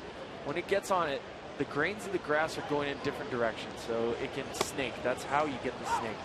And typically, it'll be more snaky, if that's a proper word, when the ball is rolling slower. But the field looks beautiful as usual, but it's also really tough to play when the ball's being hit on that grass. That's why when some of the infielders, typically it's second baseman, will go out onto the outfield grass, they'll practice that during BP because they're not used to dealing with a snake. No, and I think it's funny. Most people at home are like, "What are you talking about, a snake?" So let me explain. I'll try to be really slow. When the ball is rolling to you and it's coming typically in a straight line, once it starts hitting the different grains of grass, and I'll use golf as an example again. Once it goes against the grain, the ball will move one way. When it goes with the grain, the ball will move the other way, kind of vibrating, to say. Well, you said it's like your tie, which I think is a very nice combination, by the way. It's a great combo. I think you did. I'll throw the compliment. Okay. You don't need to compliment yourself. But it'll go left, right, left, right. It goes like this. So the ball will kind of just do a little snake, and just enough for when you put your head down to try to field that ball, it could hit you in the fingertips or in the thumb, and then that's where you zoo the baseball. Did you ever whiff? Yeah, I whiffed before. Fouled off by LeMahieu. Did Stacy put that combination together for you tonight, or was that all you? No, it's trying to work yourself back into good graces? Oh, I'm already out of graces right now. 2 strikes on LeMahieu, hitting in that 8th spot where he does such a fabulous job. Tying run aboard, Nick Hundley.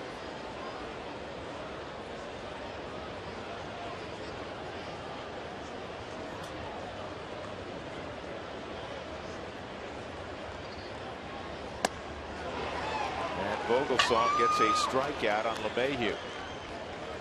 League leaders are brought to you by your Colorado Hyundai dealers.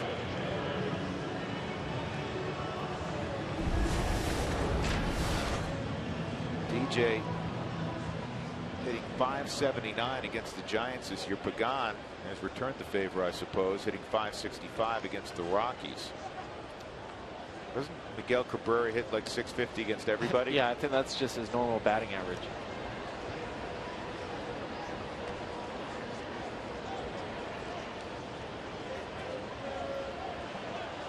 Well, here's another situation like we saw last week at Dodger Stadium. Cal Kendrick had a hit and run where he didn't get the swing through and had Nick Hundley tossed out. Here's a situation where they're just going to go for the straight bunt and slug bunt. Yeah, slug bunt, but trying to hit it on the ground. This is in the air to Pence, and that's the second out. Now, there's times where you can see that slug bunt, and that is not called by the manager. That may be called by Kendrick. He may feel, because the third baseman, Duffy, was running far down the third baseline, so that might have been on Kyle Kendrick to pull back and try to hit into a third baseman that is 30 feet away from it.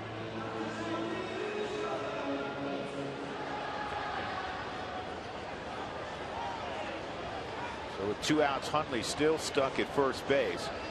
Blackman a walk and a stolen base in the third, 0 for 1. Blackman, after the steal with 2 outs in the third inning, the only Rocky to touch second base tonight.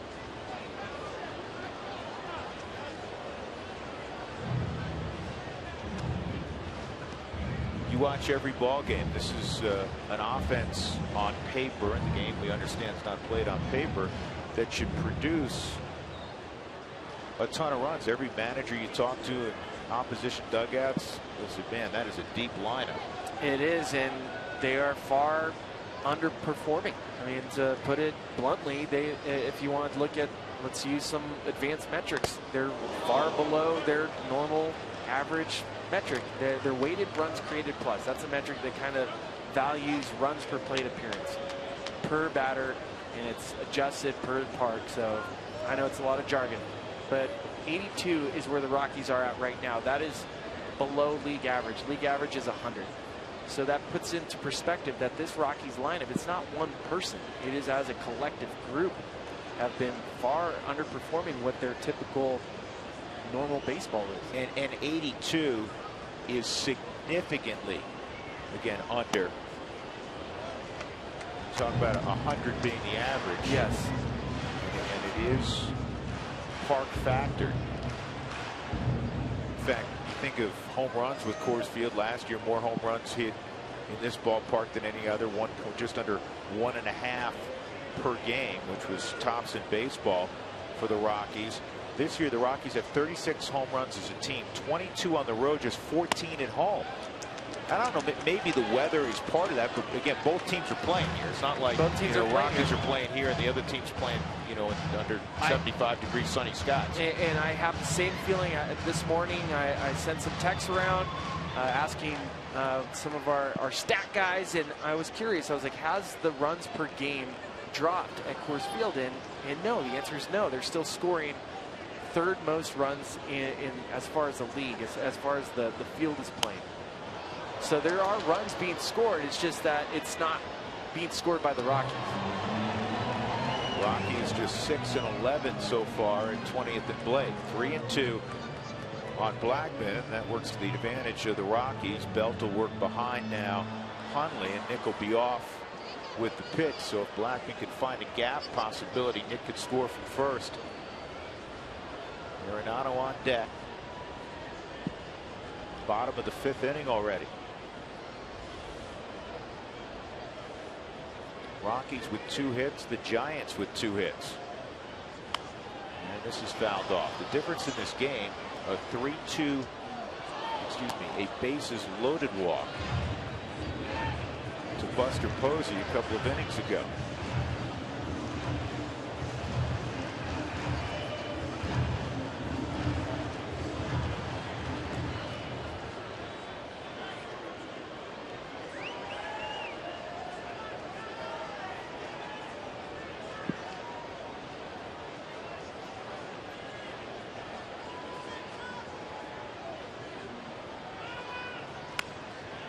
This is hitting the air to shallow left, and an easy play for Brandon Crawford. So the Rockies get a leadoff man on, and Nick Hundley, nothing else. We'll go to the 6th, 1-0 Giants.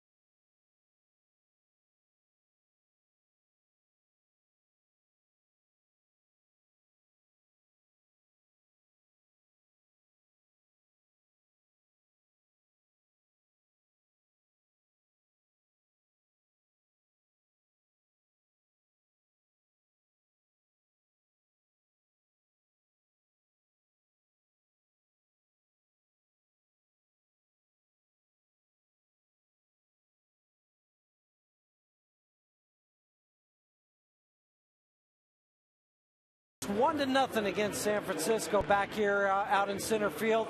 Hashtag Fan Friday. We have a question today, or tonight I should say, from Diane. Diane wants to know if I've ever played with anyone at third base who was as talented as Nolan. Diane, no. Very simple. No, I haven't. I played with a lot of good third basemen, but nobody like Nolan. The range that he has. We saw a play back in the 3rd inning where he's diving to his left, which is really hard to do because it takes that lateral movement, that quickness that you need to do. So you dive. He also has to then pop up and make a good, strong throw. Now, I've been in this game 30 years. I have not seen anybody like him that can do all the different types of plays, whether it's a slow roller, backhand, going to his forehand. And I know he's been mentioned with the Brooks Robinson. Brooks, though, won 16 consecutive Gold Gloves. Nolan has a way to go, but for me, he's the best guy going right now. He's not only the best guy going, and Brooks Robinson was fabulous, unbelievable. This guy is ridiculous. But I also think this day and age, with how people are voting for the Gold Glove, it's not just name recognition. A couple of years ago, they handed a Gold Glove trophy to Rafael Palmeiro. Played a little over 30 games at first. 30 games, and they gave him the Gold Glove.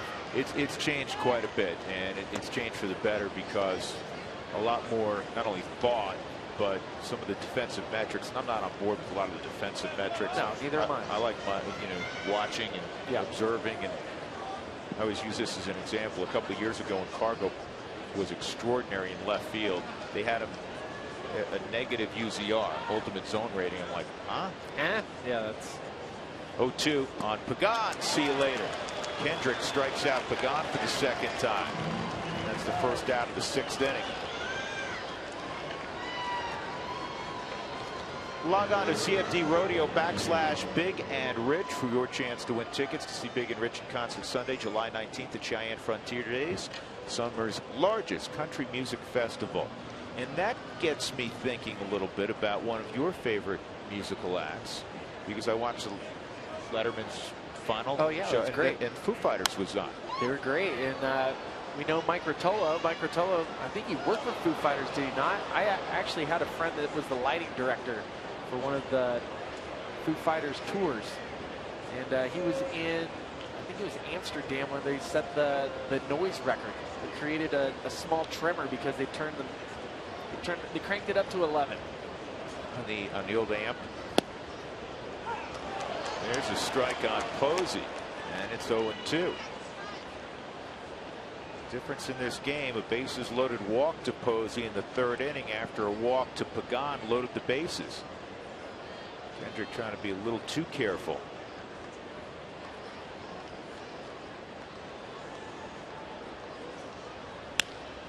And that's back up the middle. Buster got a fastball up on 0-2, and he lines it through the middle of the diamond. So with 1 out, he's aboard. 3rd hit of the game for the Giants, and that's now a 14-game hitting streak for Buster Posey. Well, and Kendrick so far tonight, I keep mentioning first pitch strikes. Kendrick so far is 18 of 21 first pitch strikes. You can see it makes a huge difference. I mean, the 1 run is on a walk, but you can see he's gone 5 innings right now with giving up 1 run. Brandon Belt, he's handled twice, a pop out and a strikeout. Posey also has been on base in 23 straight, which is the 2nd longest streak going in baseball right now. Matt Holliday, your close friend, has reached in 40 consecutive games. Are you serious? Yes. That's really good. That is really good, especially when you're considering that it's not just a hitting streak. I mean, it's getting hit by a pitch. You're finding a way to get on. 1-0 on Belt. 2-0. And for clarification, we gave Palmeiro too many games. In '99, 13. He won a Gold Glove playing 28 games at first base. So shame on everybody who voted for him that year. Those must have been the 28 best games of all time at first base, though. He made 1 error in 28 games. It's not that good. This ball hammered high and deep right field, and it is gone. Into the 3rd deck.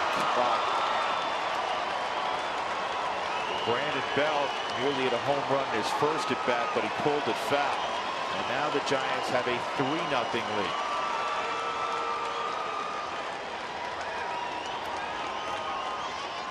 Anytime you start facing a team the 3rd time through the lineup, especially when you've had long at bats like Brandon Belt, where you have the 12 pitch at bat, you know what the guy is throwing. You know how the ball is moving. Here's a ball up in the zone. And Belt just turns the hips and lets it fly. Look where this thing lands. I don't want it. It's only the 33rd upper deck home run. in the history of Coors Field. The last guy to do it was Corey Dickerson last August against Miami.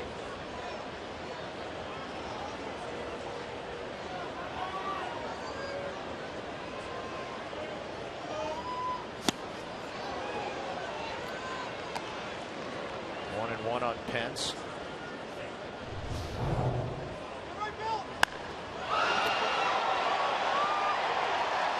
There are times as an outfielder, especially at Coors Field, I remember Brad Hawk. He ran in on a fly ball that Carlos Pena hit in the third deck. And I was like, why'd you run in? He said, I wanted to see where it landed. Really? Yeah. I don't know how much whoever threw it was thinking about that move. It's pretty funny. Third Giant ever to go third deck at Coors Field. Years back, Nate Shearholtz did it. Barry Bonds did it twice in the same season in 2000. Is Carlos Pena's name in here? It's got to be in here.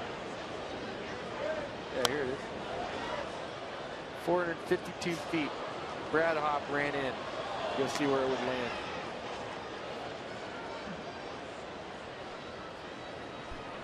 Ken Roberts is up.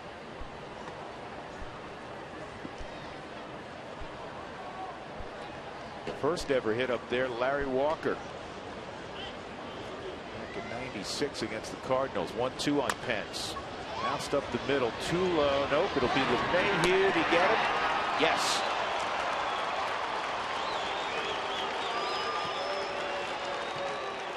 Good play by DJ. It's starting to show when you start playing around Gold Glovers to your left and right. These are balls that Tulo usually would run over the second baseman. But now that you're starting to see the range of DJ, he's allowing Nolan to get to the balls. These are balls that now the middle other people are starting to take from. It's a great play by DJ. He's out, and Bruce Bochy, though, not sure, so he's asked for a review. They'll challenge this. Call made by Dana Demuth, the crew chief. Time for a Subaru review. Whether you're on the road or at the game, everybody could use a second set of eyes.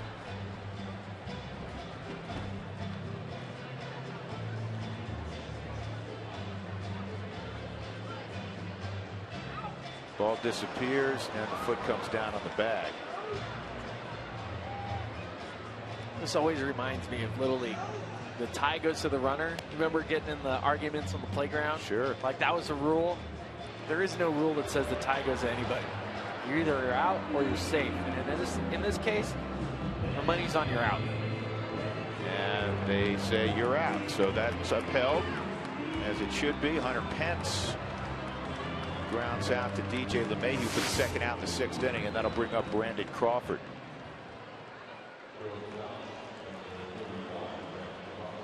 What do you know about a young player in Japan by the name of Shohei Ohtani? Shohei Ohtani-san. You always have to say Ohtani-san. This was a kid. He was 18 years old when I was there. Was the starting right fielder for the Oryx Buffaloes. And then would come in the eighth inning and be the pitcher. He would point out to the right fielder, and he would come in and pitch the eighth inning and throw 97. From all reports, and I've seen him pitch, he's the next Yu Darvish, but there's always the next someone, right? I think it'd be cool to see him come into the big leagues. He's a left-handed hitter and pitch, do both.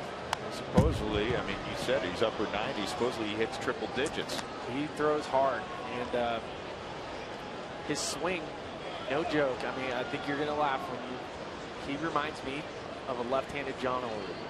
John Olerud was left-handed, but they have the same swing. So the kid can hit. And I wouldn't be disappointed if he was strictly a hitter. 0-2 on Brandon Crawford. One of the contingencies when he was signing, he wanted to make sure the team that selected him was going to allow him to do both. Yes.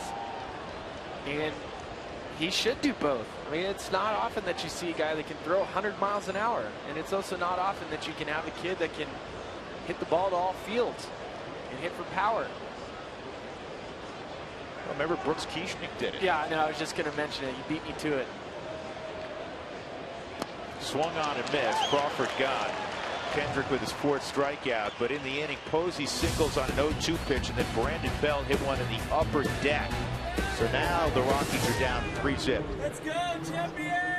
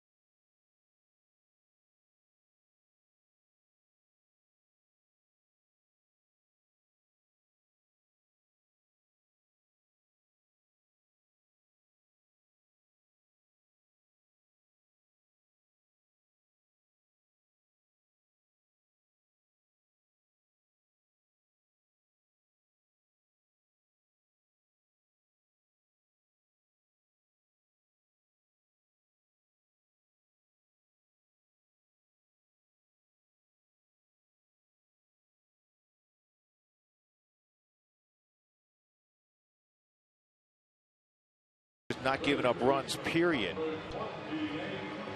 33 innings straight without allowing a run by the Giants staff. Well, we just got this tweeted to us on our Fan Friday. Spilly gave a bat to my son for his birthday. It was more like a lot. Jamie from Farmington, New Mexico. Well, I would always write on these bats, especially for kids. I'd write on the bat, live your dreams, because I always felt like that's what I was doing. And I'm glad Jamie got it. It's not a log. It was only a log if I broke it, because then I would throw it in the fire. What were you, 34, 32? 34, 32, C271.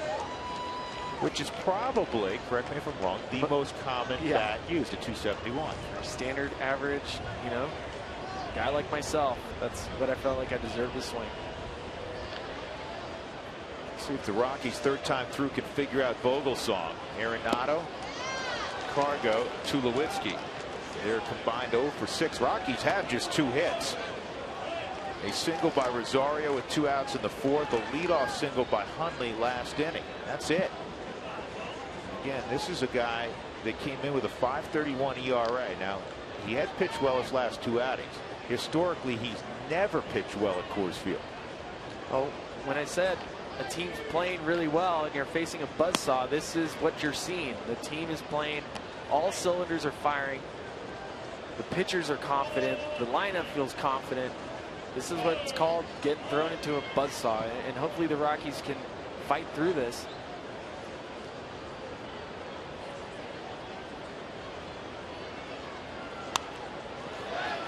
Fouled off. I mean, we're going to try to jinx the Giants this inning by saying that the pitchers have the scoreless streak now at the 33 innings. And with Nolan and Cargo and Tulo coming up.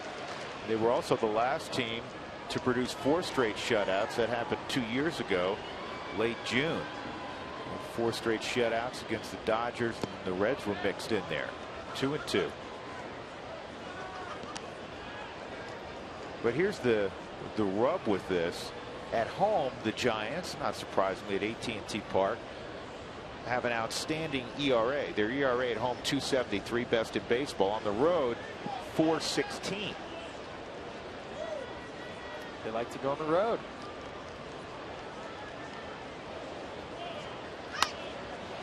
And that's wasted.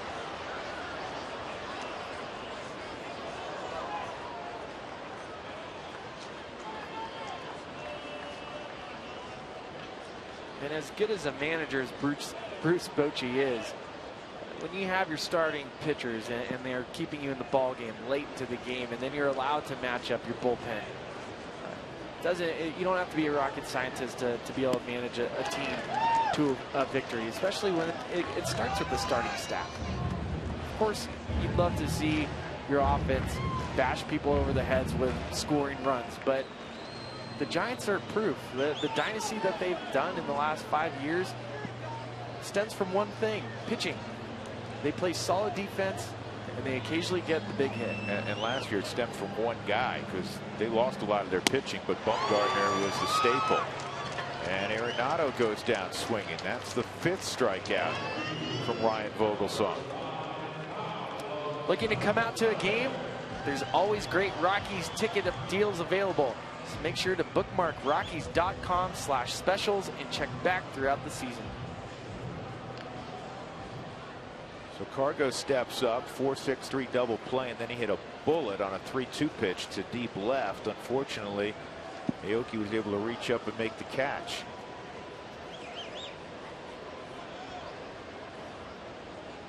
One out, nobody on.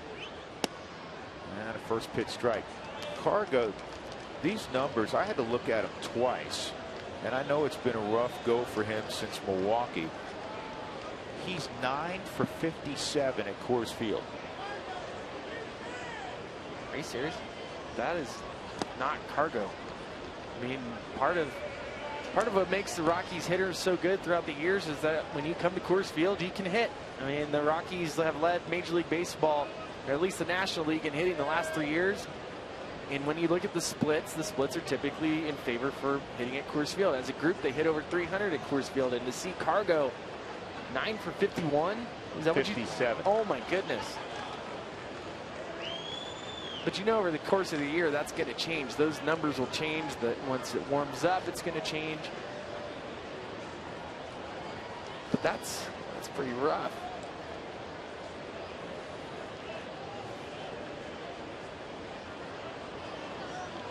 Two and one on Carlos.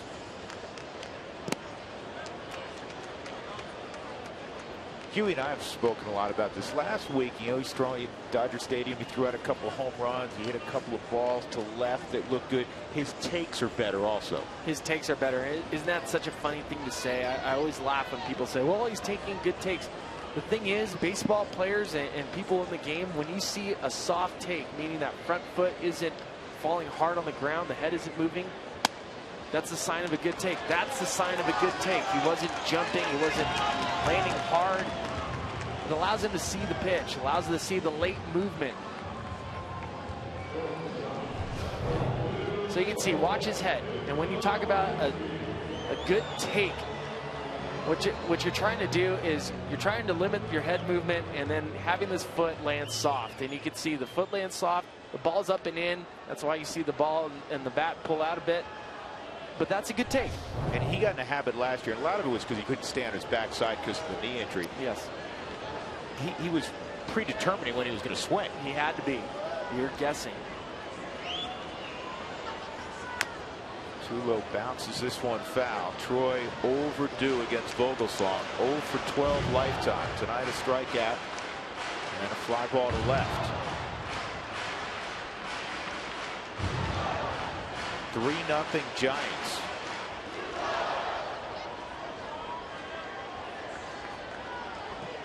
Now, I'm not a huge fan of stealing, especially with Tulo hitting. But when you're in a funk like Tulo is against a Vogelsong, getting the runner to move, maybe move the infield a bit. Ground ball toward the hole. Belt gobbles it up. There's one on to first, and Vogelsong got his foot on the bag. And it is a 3-6-1 double play, the toughest to turn. And that's all for the Rockies in the 6th. We move to the 7th inning. The Giants leading 3-0 at Coors Field.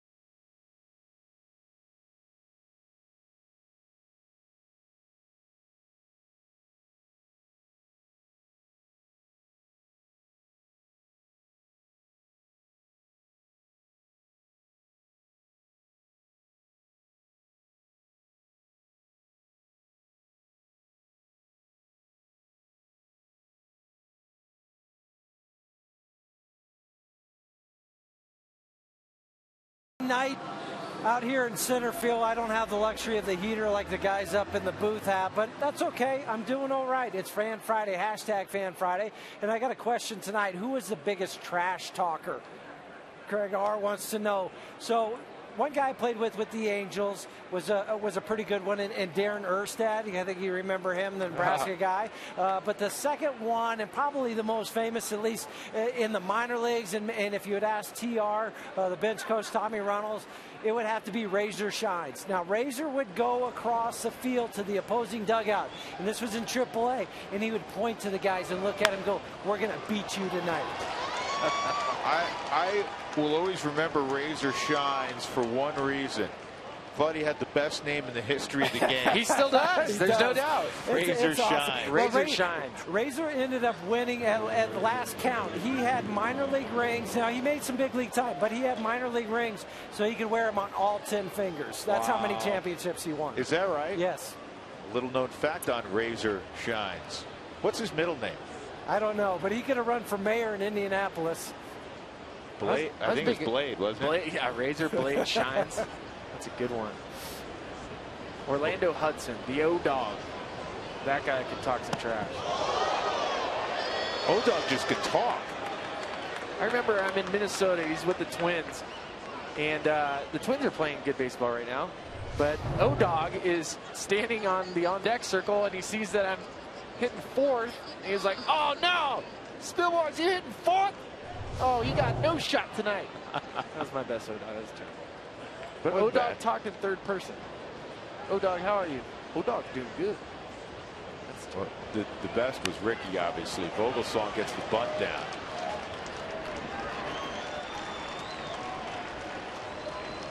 So Duffy goes to second. You want to know why the Giants win? They do all the little things. You don't take for granted. Pitchers get the bunt down, and they're so used to playing tight baseball games at AT&T. They win a whole lot of 1- and 2-run games. They get comfortable playing these tight ball games. 3-0 the Giants lead. Walt Weiss looks like he's going to make a pitching change. Kyle Kendrick goes 6 1/3. Slightly over 100 pitches, and the Rockies will go to the bullpen with Nori Aoki coming up when we return. 3-0 Giants. Ken Roberts will be on the bump next.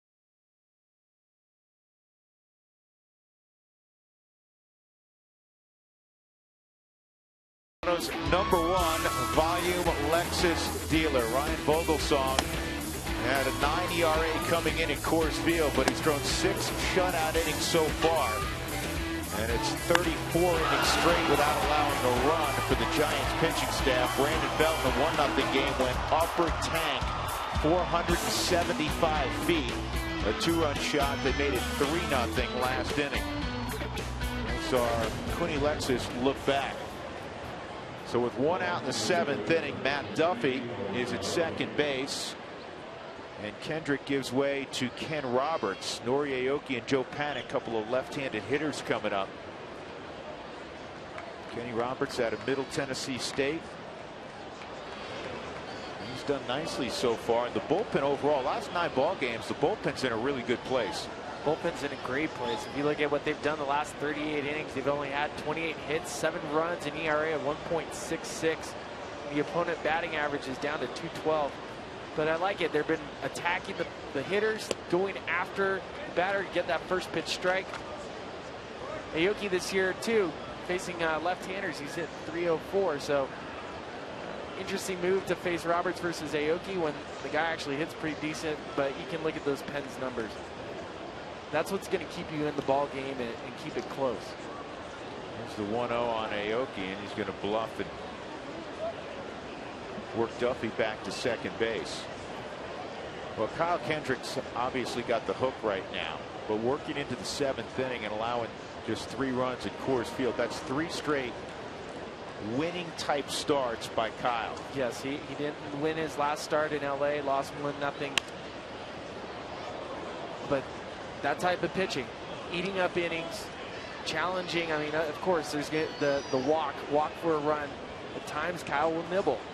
But when he's on, when he's hitting those corners, he is effective. You can see the 4 strikeouts. You can see that he did get the Rockies into a position where if this Rockies lineup doesn't score, it's 4 straight shutouts, and you tip your cap to the Giants. But this is the lineup that needs to start scoring some runs, period. And you're going to go through periods, Billy. You know that you played on a great 2009 team. You go back to 07. There are periods for even prolific offenses where you go a week, 10 days, and you're scuffling. No doubt. Collectively. But the problem is for the Rockies, it's really been since the start of the year outside of the Milwaukee series. Outside of Milwaukee, and we've seen what the Milwaukee's record has been since that series. You know, maybe a little bit beyond that, because the Rockies were getting about 5 a game there the opening week of the season. 3-1 on Aoki.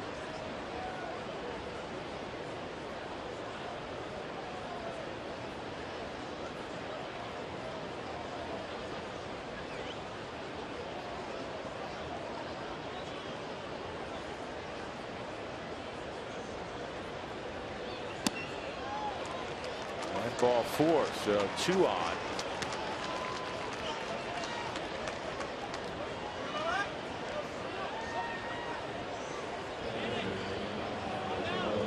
We'll set up a force. As Panik comes up. Panik 1 for 3.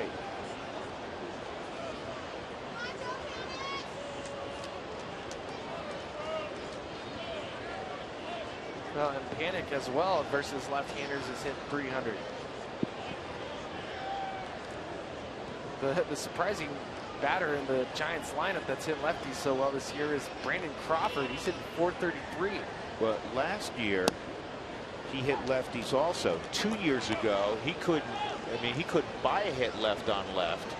Last year he struggled against right-handers. Yeah. I mean, he did a complete 180, and he's continued this year to hit lefties. 1 strike count on Panik.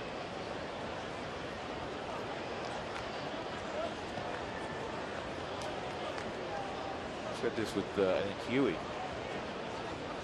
and you would be the king of this. Panik comes up, you had a blast with his name, didn't you, in the clubhouse? Oh yeah, don't panic. Go through a litany of things, right? This is pulled foul. 2 strikes on Panik. My favorite pitcher with the great last name was Grant Baltimore. I was like, oh great, don't take any pitches, or take pitches. Ball 4. Ball 4. You change it to ball 4.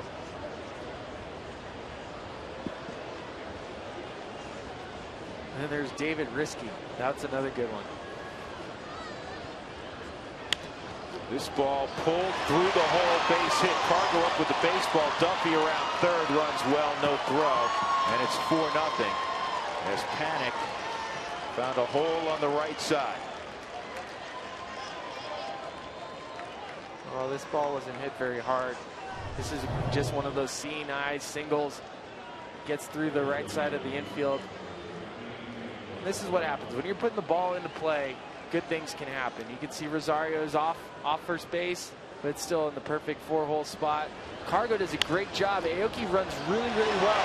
If Cargo tries to make the throw home, Aoki's going to be standing at third. Instead, Cargo holds up, throws behind the runner, keeps the double play still in order. Well, now Pagan will flip over to the right side.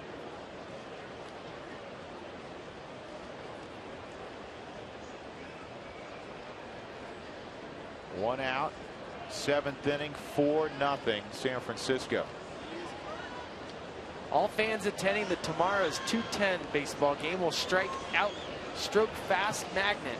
Join the Rockies in their effort to raise awareness of stroke warning signs and the importance of acting FAST, fast. Try that again. We'll strike out Stroke Fast Magnet. Sorry about that. A little bit of a tongue twister. It's a tongue twister even for me. And that's a base hit up the middle for Pagan. That'll bring home another run, and it's 5-0.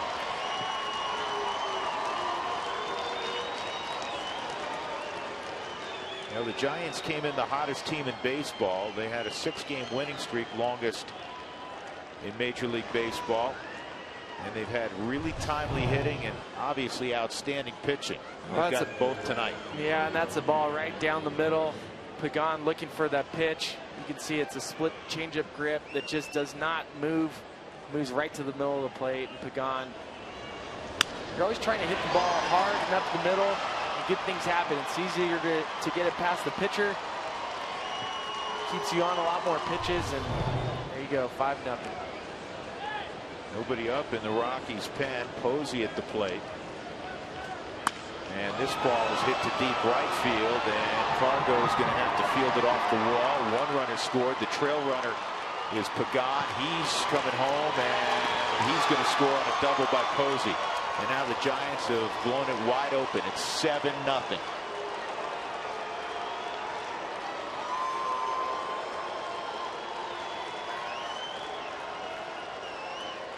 So Roberts has faced 4 batters, and all 4 have reached. Walk, single, single, double. Well, last 2 pitches, 2 hits. Posey gets another pitch out over the plate. There's not a better right-handed swing in baseball when he's right. And what he does well is he drives the ball opposite field, drives that ball into the corner. Ricardo has no chance to even make a play with Pagan, who is standing at first.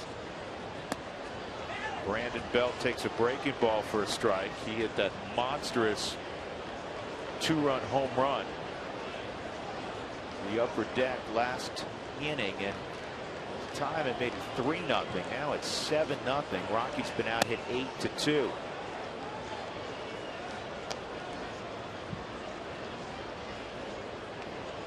Giants started 4-10 this year, and since then they're 19-8. 19-8 record the last month. Tops in baseball. Fastball for a strike at 90. It's 1-2.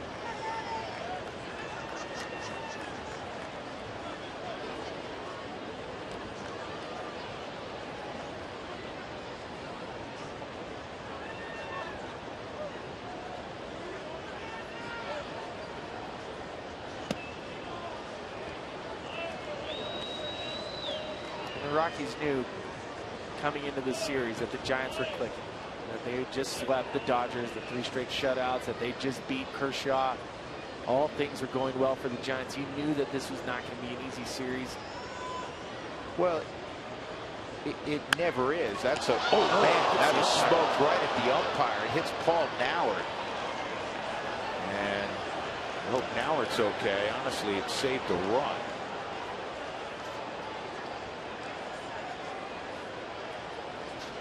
Duggar's going to come out and look at Noward.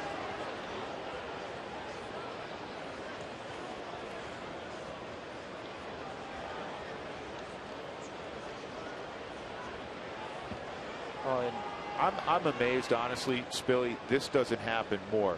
Those umpires with traffic, you know, are on the grass. So what are they?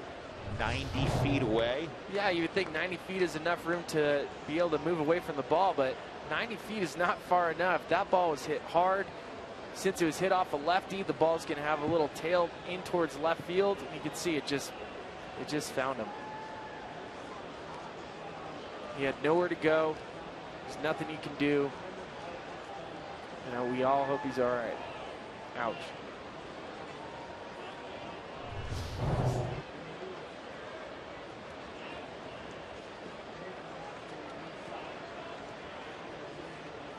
Gonna tape it up.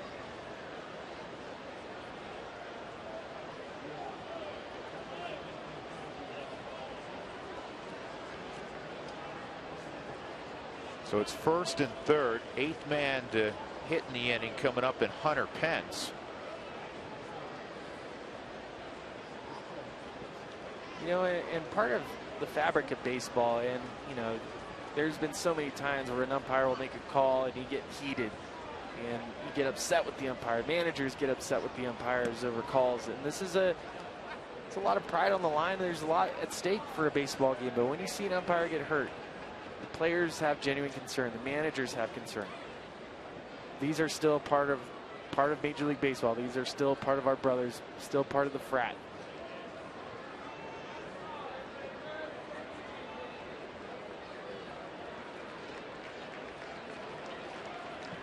I think he tried to give the thumbs up, but it's taped up. That's bad. It's taped up like a thumbs up.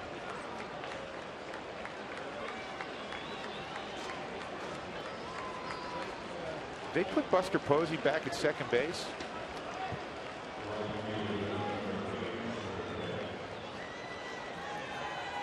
I guess so. Dead ball. As soon as it hits an up, it is a It's dead ball. So he goes back to he goes back to the original bag. Yep. Okay.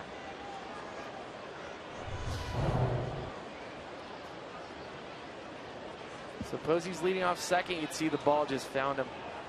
And so Posey has to go right back because it's a dead ball. He's making the dead ball call. Hunter Pence a walk and 2 ground balls to second. And this ball in the air to deep right. Cargo should have room.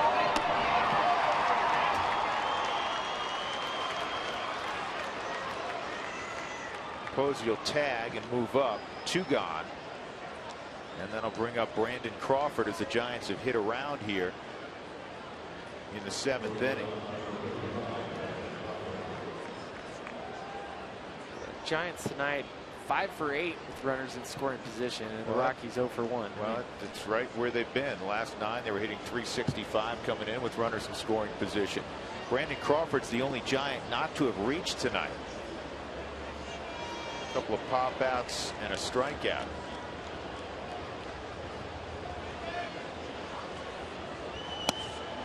That's ball 1. Brought a .303 average into the contest, despite the fact that he's a .242 lifetime hitter. That's just crazy. When the team's playing good, you can see the last 7 games the Giants are hitting .318. They have an .863 OPS. I mean, they're just playing good baseball at this time. And there's symmetry. I always say this about the game, and you know this better than anybody to be true. There has to be baseball symmetry for a team to win. You can't pitch really well for a week and not hit, or hit really well for a week and not pitch. This ball's hit well to left center field, but moving back's Paulson to end the inning.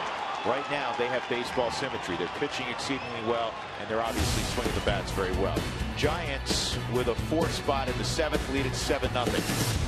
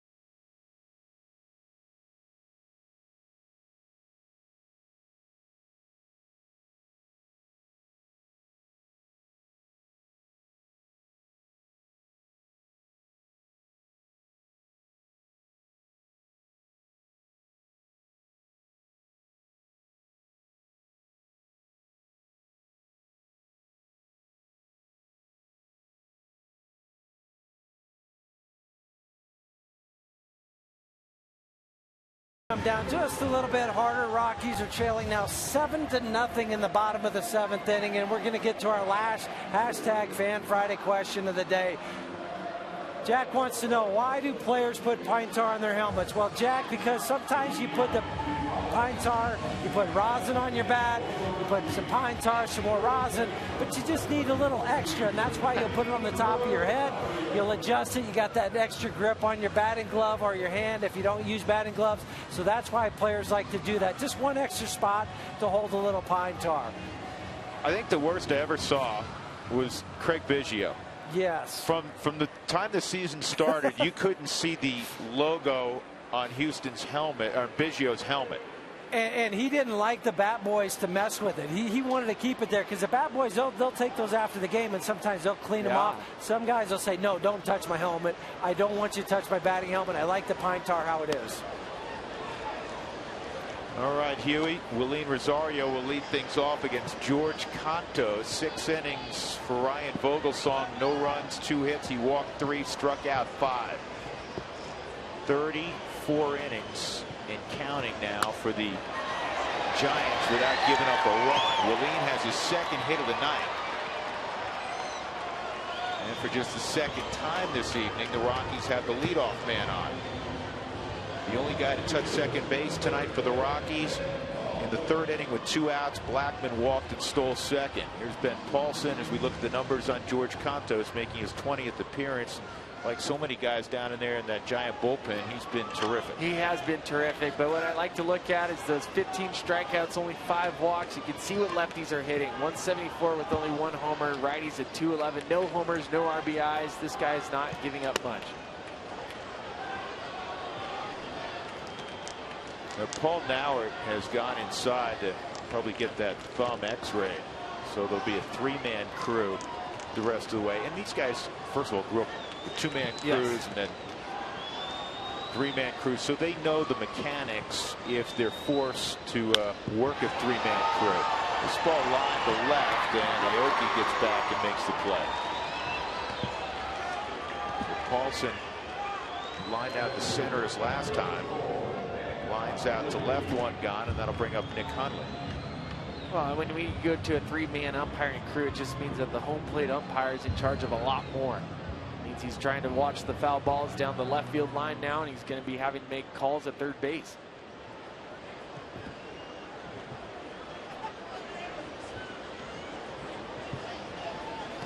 Seven runs, 9 hits for the Giants. No runs, just 3 hits for the Rockies. Nick Hundley has one of the hits. Leadoff single in the 5th. Santos misses inside. I like when guys hold on to a number that maybe was first given to them. I don't know the backstory with Cantos, but usually if you're wearing number 70, you're coming from one of the backfields in spring training. And some guys stick with it. Usually guys will look for a lower number, something they had in college or high school or earlier in pro ball. But at the same time, it's hard to get away from the number that you got in the big leagues. You know, you respect that. You respect that. Someone gave you number 70. Now, you don't know if the 70 is representative of something important to him. This is looped to right, and it will drop for Hundley. And Willeen moves up 90 feet, so the Rockies have a couple men on for LeMahieu with 1 out. The day after every Rockies victory, get 50% off your online order at Papa John's. The promo code's ROCKSWIN at papajohns.com. So if you're sitting home and a little hungry right now, give Papa John's a call. I like it. I was thinking Joe Beimel. Remember, he was number 97. Number 97 made no sense. And then I asked him, I said, why 97? He was like, well, that was the day my daughter was born. September 7th. So he won the 97. I saw Joe last year during spring training. Is he kicking around still? I don't know. I know he was with Seattle last. Look him up. Dougie's on it. DJ ground out and a strikeout. And this ball's well hit right center field. Goal back Pence. Break the shutout. Gone. 3-run home run opposite field. DJ LeMahieu. And now it's 7-3. Of course, that giant shutout streak ends in 34+. But most importantly, it gives the Rockies some life. Well, all good streaks have to come to an end, and you've got to love DJ LeMahieu. He has been hitting the ball to the right side of the field with authority of late. But I like, he gets a pitch, doesn't miss it. That's center cut. And what I like too is look at how he stays on that backside. He's using that bottom half. He is a 6'4", 220-pound man. And when you start driving the ball like that, good things. Hit a few home runs last year, Spilly, and most were on the pull side. In fact, I think all of them were on the pull side. I don't know if we've seen him go oppo like this. No, that's a great swing. So good for DJ, who's killed the Giants this year. He's 12 for 21 against Giants pitching this season. Here's Descalso pinch hitting.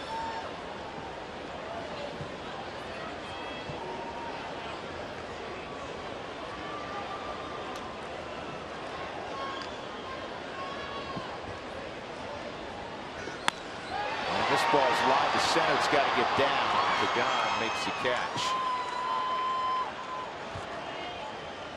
Tell you what, there's a lot of balls that the Rockies hit hard tonight, right at some Giants players. It's not one of those nights where every single ball was being popped up to the infield. It was a strikeout, ground outs. No, the Rockies had put some pretty good swings on the pitchers tonight.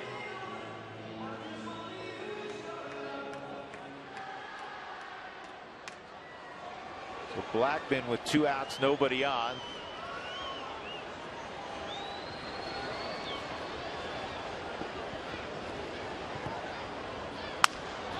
And Charlie is robbed by Paddock.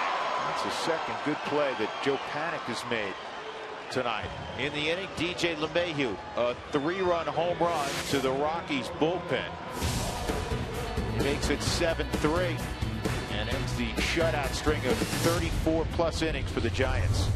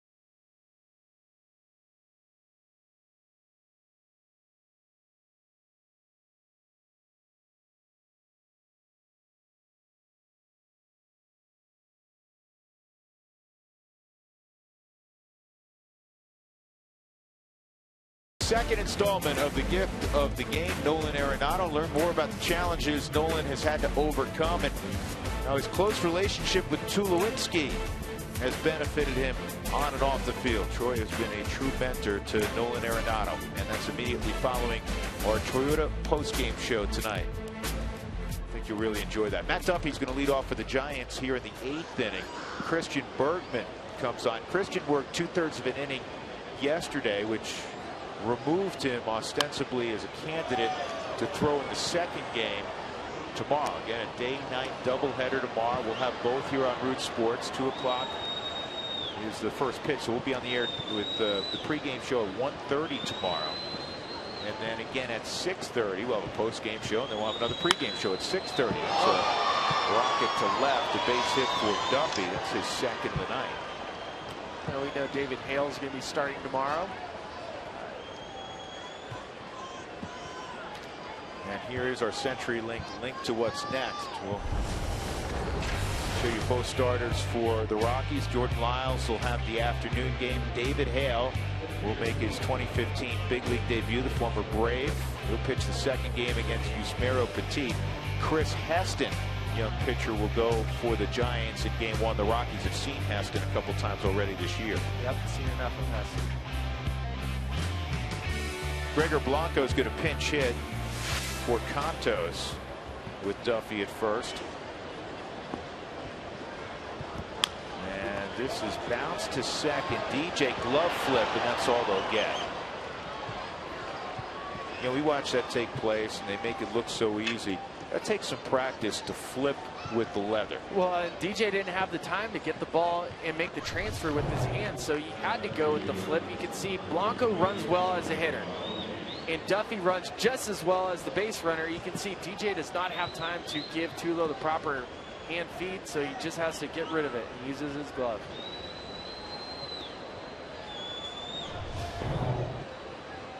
Duffy can run fast. Well, he's a long, tall drink of water, man. He can run. He can fly.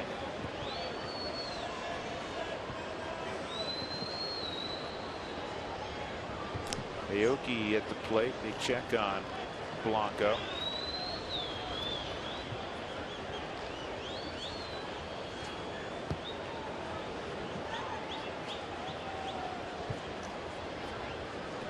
Before that 3-run home run by DJ, you wouldn't think this to be a running situation because, you know, the Giants were up by 7. Now all bets are off. Now it's a 4-run game.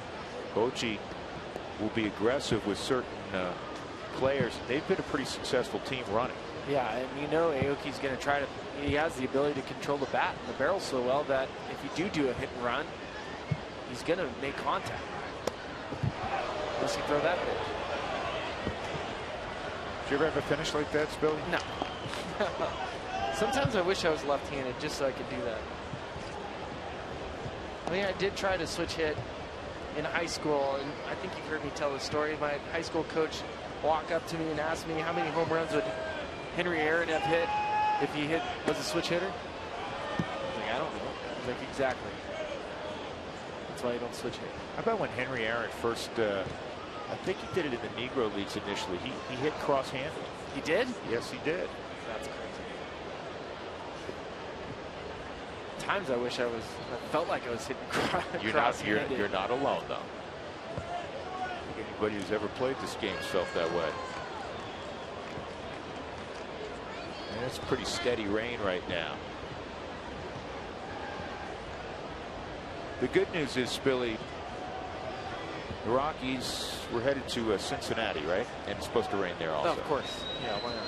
Just like Dodger Stadium hasn't had a rain out in like 40 years, and they always have one. Rosario is going to need help. Did he get him? Yes. Thought he was going to need help. He just got to the bag in front of Aoki. Well, and Bochy has no challenge. He's already wasted it earlier in the game, so this is not a reviewable play by the umpire unless the umpires choose to review it. Rosario was probably thinking to throw to second. Took his eye off the ball just for a second. Oh, he clearly got him. Yeah. Got him easy. Those purple shoes are long.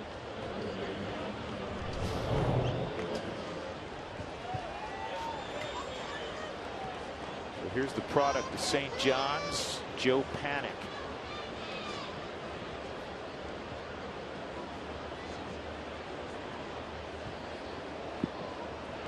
Two for 4 tonight. Also a fly ball to center and a line drive to deep right that Cargo made the play on.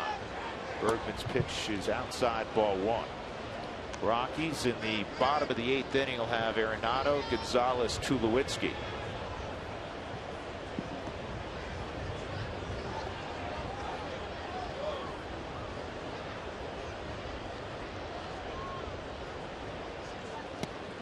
Swung on and missed. Nolan Arenado on the bullet by Duffy leading off the inning. Watch, he dives just out of his reach. Now watch his reaction when he came up. Hopefully you'll see it here. That was lower back. Not what you want to see. No.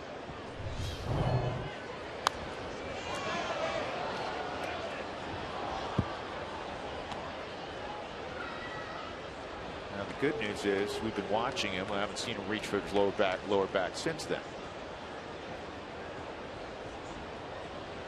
Well, and he was sore earlier this year from a dive to his left and strained his wrist a bit, where you can see the left wrist tape right under that left sleeve where his glove is taped. And that was all due to a dive to his left as well. I didn't realize until we showed that replay, he came close to catching that ball. He was really close.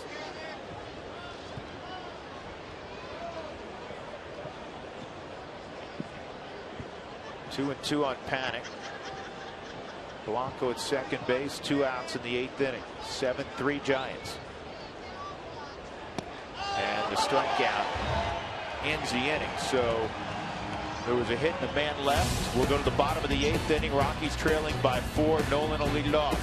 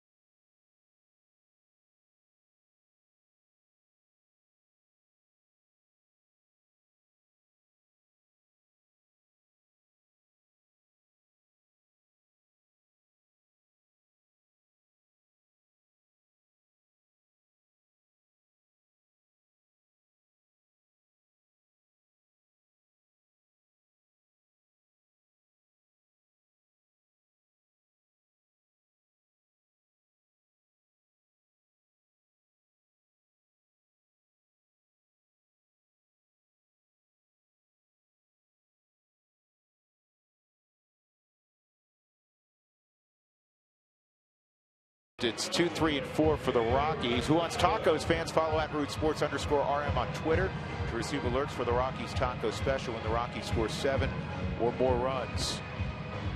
The Giants will now hand the baseball to Gene Michie, another guy that last couple of years has been one of the foundations of that Giant bullpen. Been tough on lefties, huh?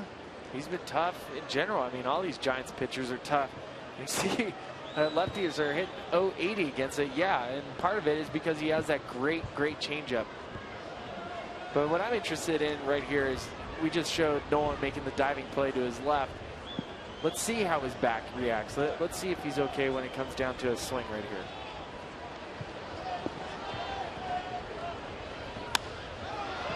In the air to Henson right. 1 pitch, 1 out.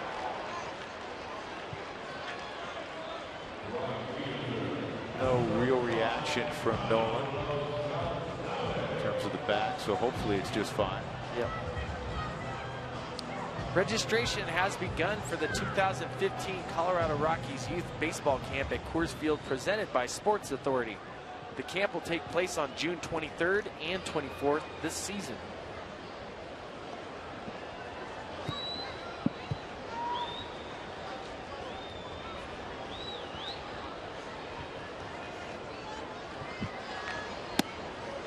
Cargo takes ball 1. Cargo walked his last time up.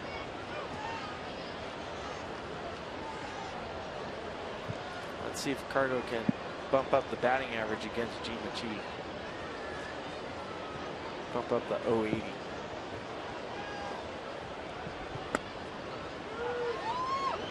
There's a change of speed you were talking about. Well, you know what's strange is I think in this day and age with fastball velocities and everybody talking about how hard pitchers can throw, the Giants are kind of opposite. They don't have a bullpen that's going to come out and blow 97 at you. They rank towards the bottom of baseball as far as average fastball velocity. When Cargo hits it on the ground this year, I would say 90% have gone to second base. Would you concur? I don't have the numbers, but I'll look them up, and I would guess. I'm saying that's a very strong guess. He was out front there. That broke another bat. 2 gone. Tulowitzki 0 for 3.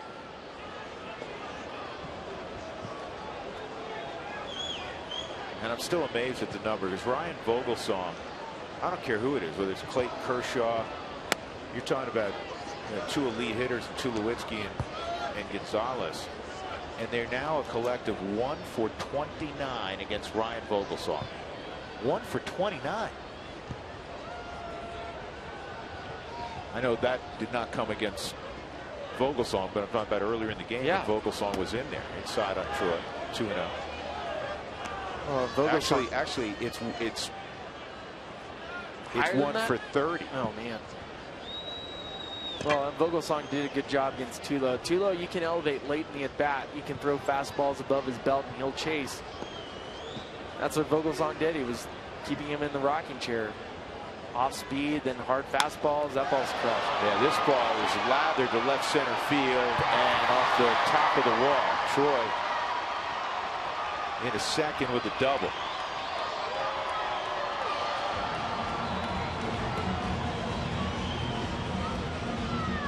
Well, Tulo gets a 2-0 count. This is what you're doing when you're getting that hitter's count. You hunt the fastball. When she throws it, that's center cut. Tulo with the great stay through. Drives straight through that baseball. And I'm curious at how close that was to getting out of this ballpark. That probably hit right at the top of the wall. There's a good friend of ours, Roger, with the left-handed glove trying to catch that. Reach over the wall, Roger.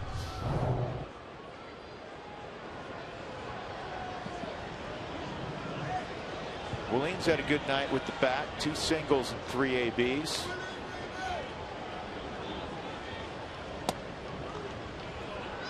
Three runs, 6 hits for the Rockies. 3 of the hits came last inning.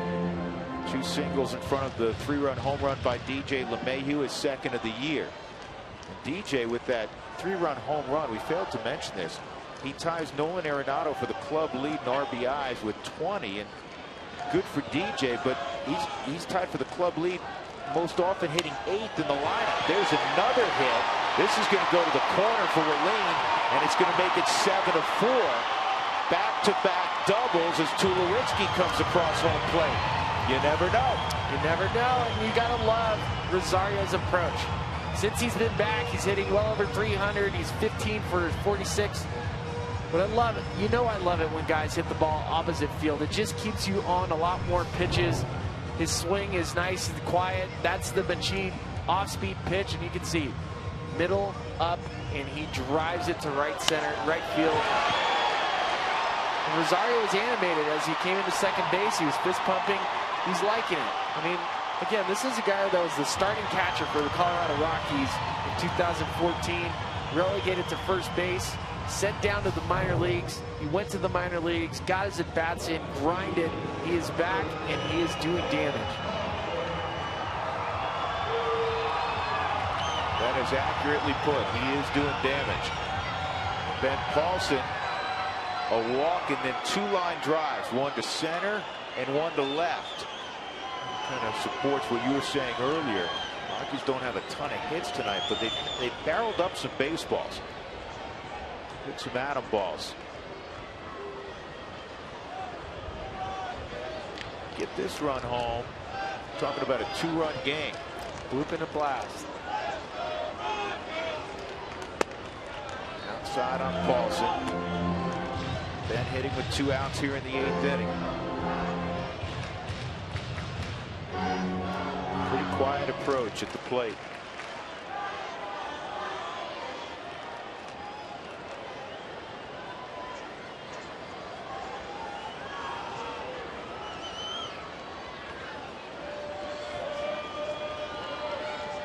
So the Giants rank 29th in baseball as far as relievers go in average fastball velocity. Only the Houston Astros have a lower fastball velocity. So the 90-mile-an-hour fastball is what they average. That doesn't mean that you can't be effective. And the Giants are very effective. But what basically it means is that their margin for error is smaller. You cannot get away with the fastball up in the zone if you're not throwing 95, 96 miles an hour because the margin for error is so much smaller. But these Giants pitchers, with their off-speed pitch and their ability to locate, that's what makes them so great. 2-0. Outside 3-0. Will their former closer and one of their primary setup guys, certainly from the right side, Sergio Romo, I mean, by big league standards, he can't break a pane of glass. He can't, but that slider, you can't hit this slider, even if he told you it was coming. Which he basically does, because that's virtually all he throws. Here comes the slider, you can't hit it. Yeah, I mean, and that's what makes a big league reliever so good, is that they have to have a good secondary pitch.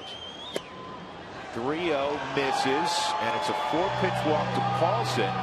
And Nick Hundley coming up, and we know how he's been swinging it. But Bruce Bochy, looking back at his dugout, is going to go and make a pitching change. The bulletproof bullpen for the Giants has been anything but tonight, and the Rockies have made this thing interesting late. Back-to-back doubles against Minchie with 2 outs, and the Rockies within 3 runs, and here comes the aforementioned Sergio Romo.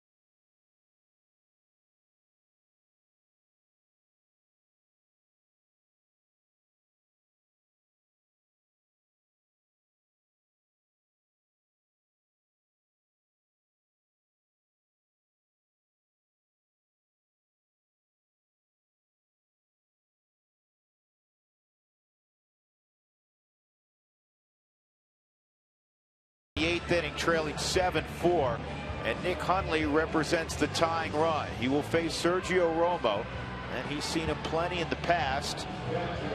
Not a ton of success. 1 for 9 lifetime against Romo, who's making his 20th appearance. Nick Hundley tonight, 2 for 3. He, along with Rosario, have produced 5 of the Rockies' hits.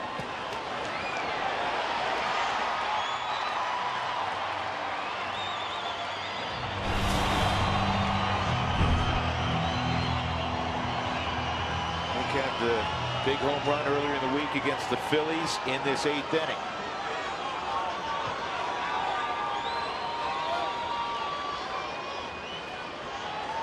So Romo, who finished his college career at Colorado Mesa, it was known as Mesa State back then, and the slider's outside, ball 1. A terrific Division II program. They were in the national championship game a year ago. They got eliminated this year in a regional after capturing the RMAC.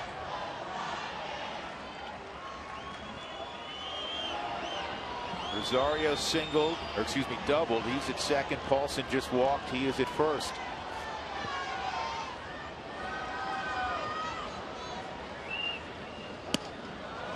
Two and 0. DJ LeMahieu, who hit a 3-run home run last innings, on deck. The Rockies have John Axford, if they can tie it or go ahead, and also Scott Oper throwing. And you remember last year, Sergio Romo came into Coors Field as the Giants closer, and on several occasions blew saves and lost his closing job. And the Rockies are the reason he lost that job. This ball is bounced to third. An easy play for Matt Duffy. Steps on the bag. In the inning, Tulowitzki scores on a Willeen Rosario double. And it's a 3-run game as we go to the ninth.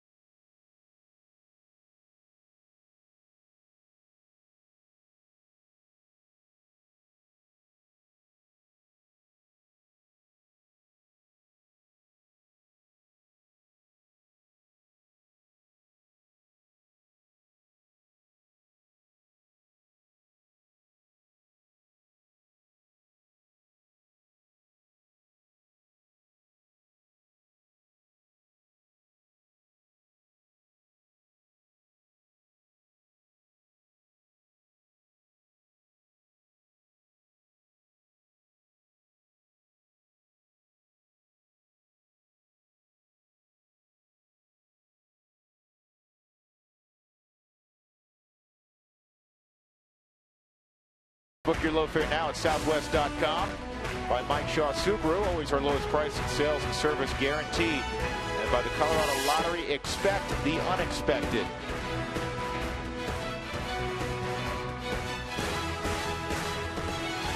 Top of the ninth inning, Angel Pagan will be first for the Giants. The Rockies were down 7-0. They've scored 4 in the last 2 innings. More work to be done. Coming up on the Toyota post-game show immediately following the final out tonight. We'll have full coverage of this one. We'll get you inside the Rockies clubhouse. We'll, of course, hear from the manager, Walt Weiss. The rain has been pretty steady the last few innings, and it's picked up a little bit. In fact, Mark Razum, the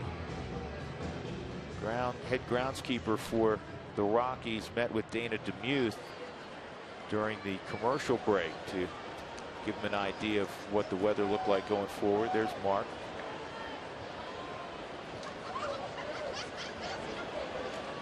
Well, it looked, the original weather forecast looked like we were going to have a delay at the outset. Fortunately, we averted that. Christian Bergman, second inning of work for Christian. Pagan, Posey, and Belt, big part of that Giant lineup.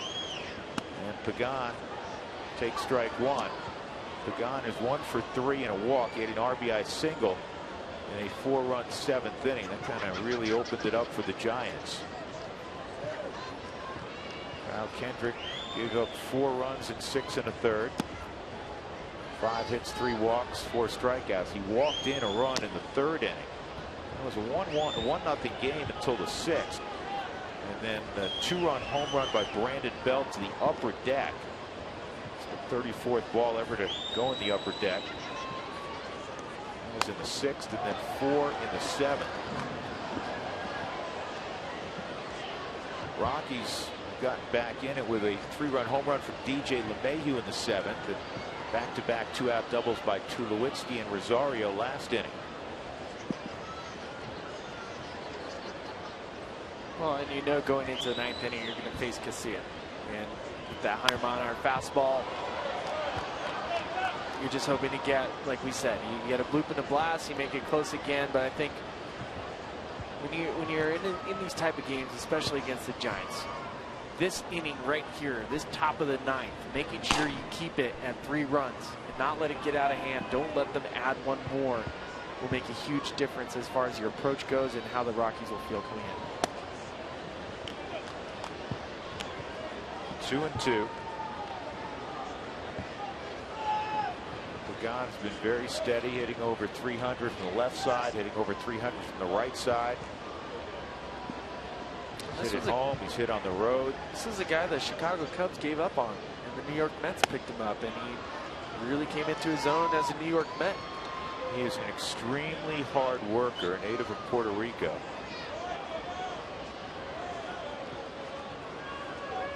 like a boxer before spring training. Reportedly, he'll go away for a couple, 3 weeks in almost seclusion to work out every single day. Not that he wasn't working out at home. And, you know, you've played against him for a number of years. This guy's in tremendous condition. Bounces to second, 1 out. That'll bring up Posey. He's had a typical Buster Posey night at Coors Field. 2 for 3 and a walk. The only time he's driven in 3. The only time the Rockies got him out was the rocket he hit at DJ LeMahieu, his first at bat. The guy can hit. Flat out hit.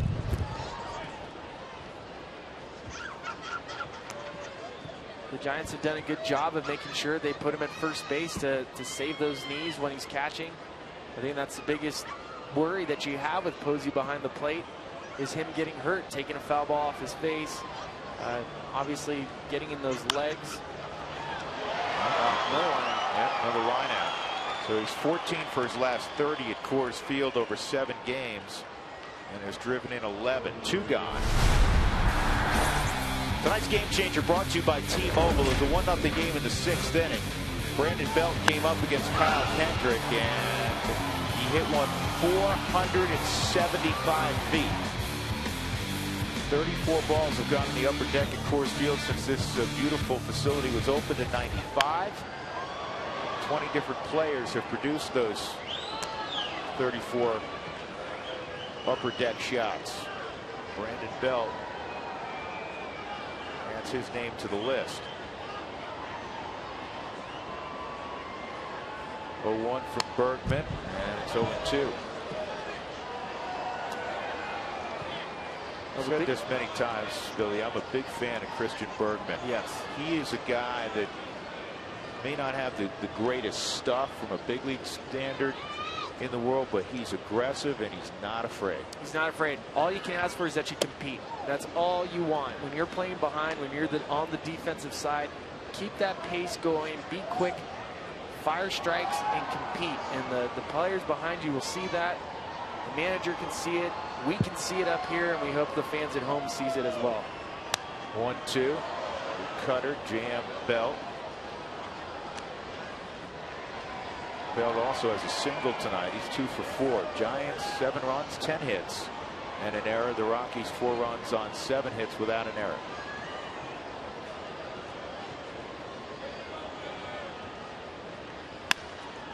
And that is the 3rd hit of the night for Belt. And on that slick grass, it runs all the way to the wall. Belt with a 2-out double.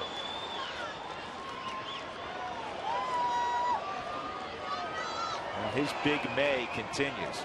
He has been scalding hot. He gets the ball out over the plate. It's pretty much the story of the night. If the ball's out over the plate, nobody on both sides has really been missing it. Charlie takes a great angle to the baseball. He knows it's in the gap. He goes in that corner. He just cannot outrun it. Gets past him.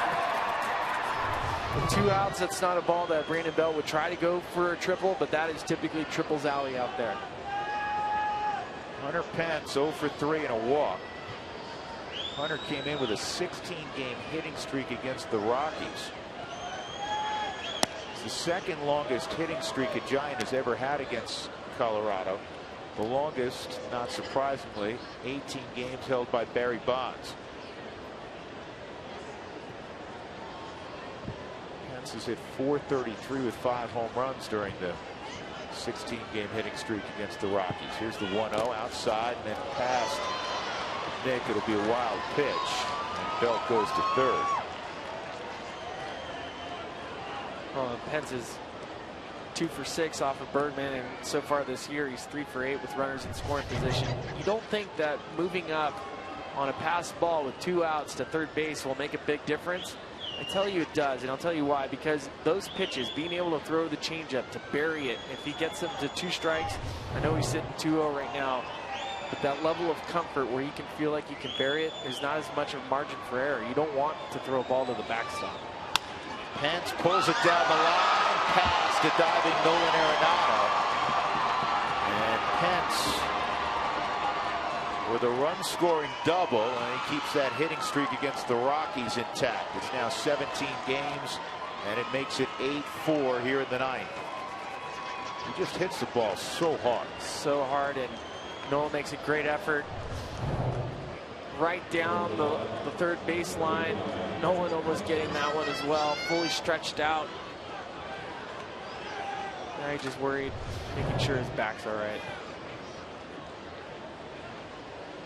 The Giants came into tonight with a .281 batting average with 58 RBIs with 2 outs and runners in scoring position. And tonight, they're 6 of 11 with runners in scoring position.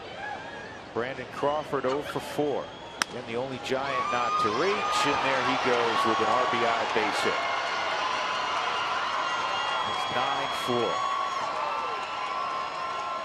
Well, this is what I said. This is, you try not to let this inning get out of hand, so at least you're within striking distance. The Rockies have gotten hits off of Casilla this year, but now you're in a situation where you're down 5. It's not looking as good. Crawford looking for a pitch out over the plate. There it is. And he fires it right back up the middle. Not a lot for Charlie Blackmon to be able to do right here. He doesn't have a play at the plate. He's just going to have to throw the ball to second base and lick your wounds. Hopefully you can get out of here holding him down to 9-4. Look, Pence looked like he was hobbled a little bit coming home. With the 2 extra runs, Sergio Casilla has taken a seat, and Jeremy Affeldt, the former Rocky, is now up.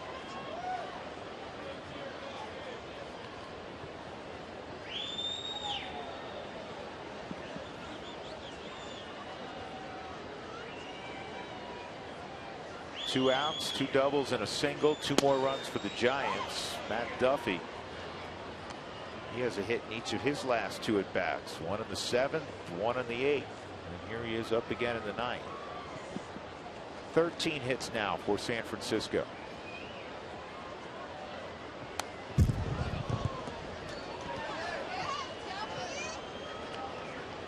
Giants coming into tonight 5-0 with Hunter Pence, and they talked about it, how having Hunter Pence back in the lineup really lengthens it out. You can see the difference. I mean, we can see it versus when we saw him in April. Yes, they're playing good baseball right now, but there is a significant difference when you are having a Posey followed by Belt, and then you have Hunter Pence, that right, left, right. This ball's lifted to deep left field, and this one's going to land about 15 rows up, and it's a 2-run home run for Matt Duffy, his 2nd of the year. And now the Giants have 11 on the board. That was an 0-2 pitch.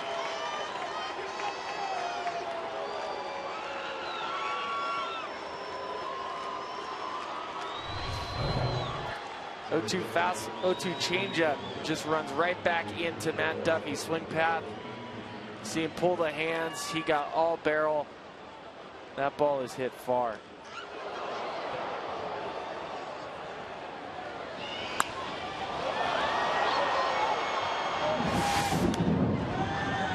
Casey McGee's the pinch hitter. Pitcher spot. A lot of thunder in the background.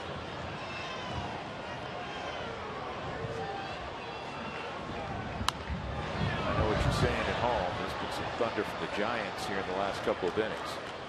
This is a 1-0 game for the majority of the evening. Well, in the last couple of innings, I mean, from the 6th inning on, the Giants have scored 11 runs. Or 10 runs. 1-1 on McGee, swung on and missed, 1-2. McGee, who had a terrific year returning from Japan with Miami last year. A big opening series against the Rockies down in South Beach. And he's had trouble getting on track so far in San Francisco. I just think physically he's not quite there yet. That leg has bothered him earlier in the season. He went on the disabled list for a little bit. And a strikeout of McGee ends the inning with 2 outs. Double, single, 2-run home run, 4 runs for the Giants. They're up by 7.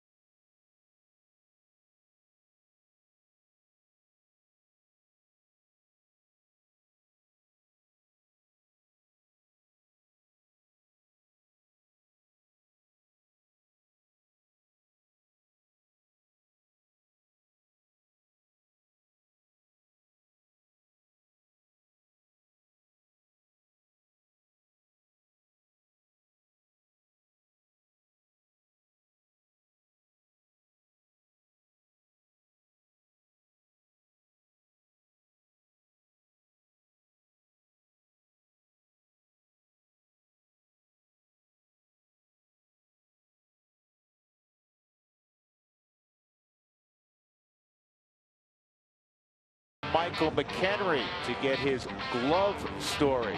And Mark Stout will sit down as well in the coach's corner, and he'll visit with the skipper Walt Weiss. Also a special feature on a local veteran who stole the show at last year's Rockies fantasy camp. That's Sunday after the game on Rockies Weekly. I think that's the story of our man Lou, isn't it? I need to call Lou Dunlap. Yeah, he called me. He wanted to work on his swing and his throwing. Lou's 88 years old. I think he just turned 89. Don't short him. Okay, let me not short Lou Dunlap. And he wore at fantasy camp number 88 on his back, yeah, right? See, there was a story behind his number. There's a story behind it, yeah. His wife made him come to the fantasy camp. He did it for her, which was great. And he was a great inspiration. I love spending time with him. Awesome man. Jeremy Affeldt.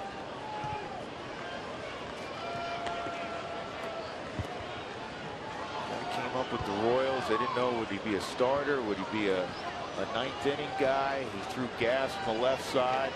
He went back and forth and had success with the Rockies. A long-time Giant.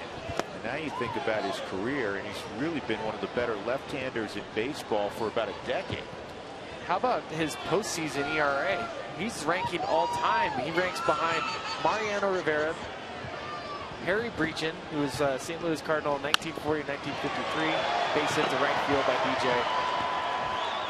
Jeremy's third on this list, only followed by Babe Ruth and Sherry Smith. That's 1911.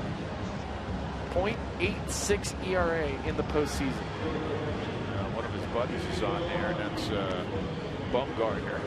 Yeah, well, of course. Rafael Noah is going to be the pinch hitter.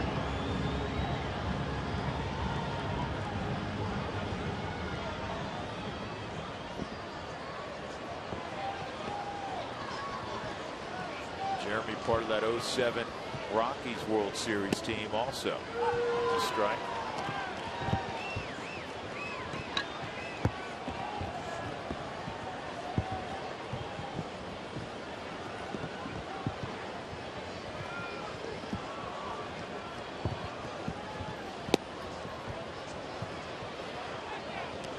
Ball and a strike on Raffy. Again, a twin bill tomorrow. Day-night doubleheader. We're on the air at 1:30 tomorrow with the pregame show. And then again at 6:30 the pregame show. There's a knock for Noah. Well, look at that ball skip on that grass. It's soaking wet. Starting to glisten a little bit on the dirt in the infield. I know Dana Demuth's doing all he can to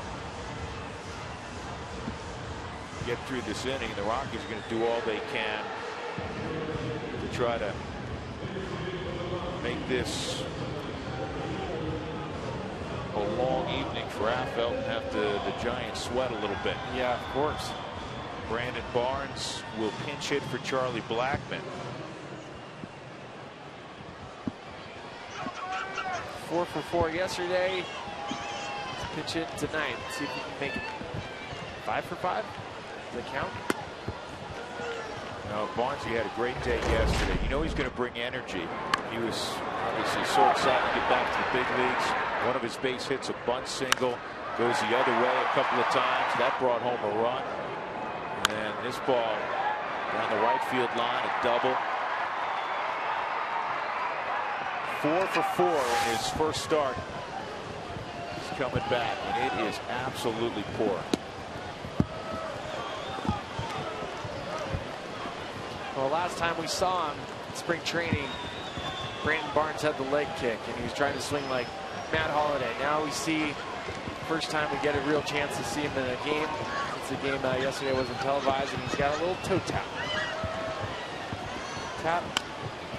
It's a ground ball to third. It skips under the glove because of the conditions, I'm sure. And LeMahieu's going to score. You have to give Barnes a hit. Sure. And you wonder, as much as the umpires want to say, well, it's the 9th inning, how long do you stay with this and not pull people off the field? Because you're talking about safety for the players. Well, the guys are running on right now. And they are, yep. Dana Demuth's going to pull them off the field. It's a safety issue. Fans may be upset and they say, wait, It's only 1 inning, or 1/2 inning to go. But you can't have guys getting hurt, risking injury because the field is getting close to unplayable. Yeah, I mean, you're starting to get standing water. You can see it around the edge of the infield. You can see it down the first baseline where the guys have to slow down after they run 90 feet. The conditions aren't suitable to keep playing right now, and I tip my hat to the umpires for saying, you know what, let's be safe about it. There's guys' careers at stake.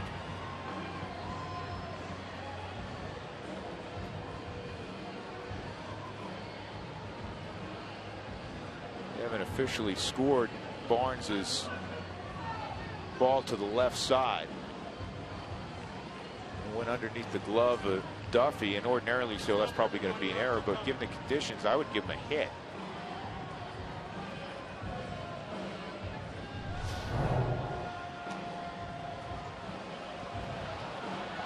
Yeah, there's no way that that's not a hit. I mean, that's a play that it takes a bad hop on Duffy at third base because of the conditions. Look at this hop. It never comes up. See it skip. He's expecting it to go up, and you know what? He never got a leather on it, so. Nope, not even close. So it is 11-5, and now we just heard they are scoring that a base hit. It's 11-5. We're in a rain delay in the bottom of the 9th inning. Take you to Rockies real time.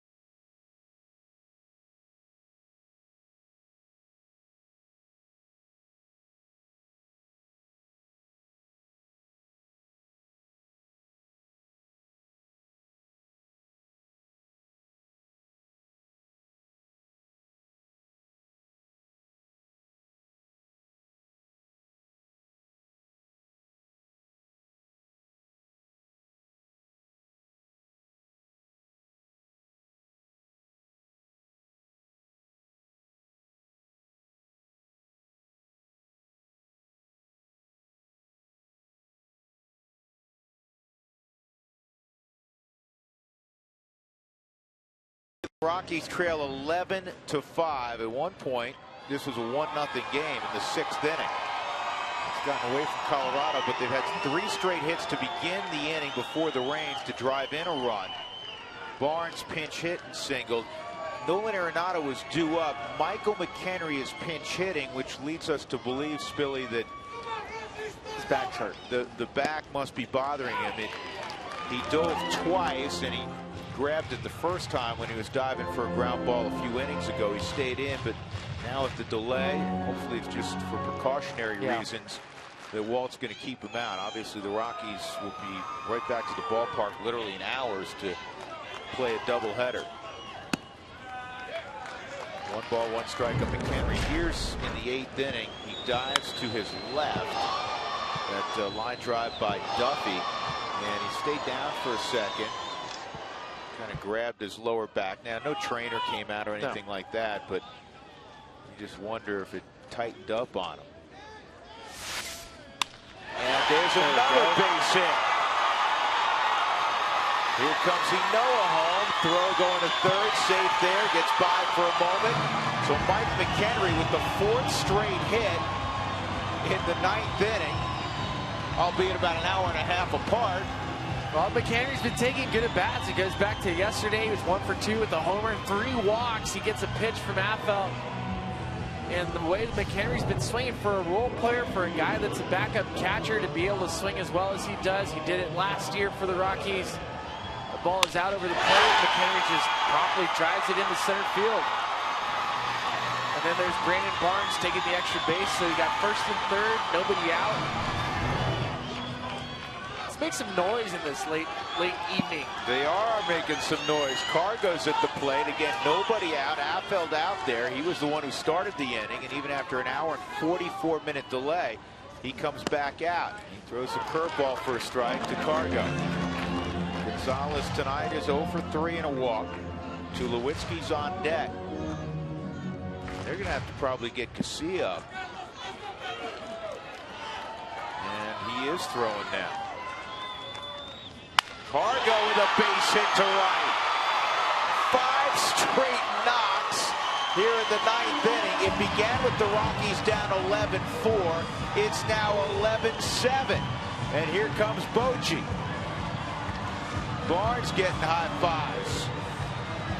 You know what? Why not? It's been a crazy night. How about a crazy rally? We'll take a break. Affelt walks off. Here comes Casilla. It's all of a sudden 11-7.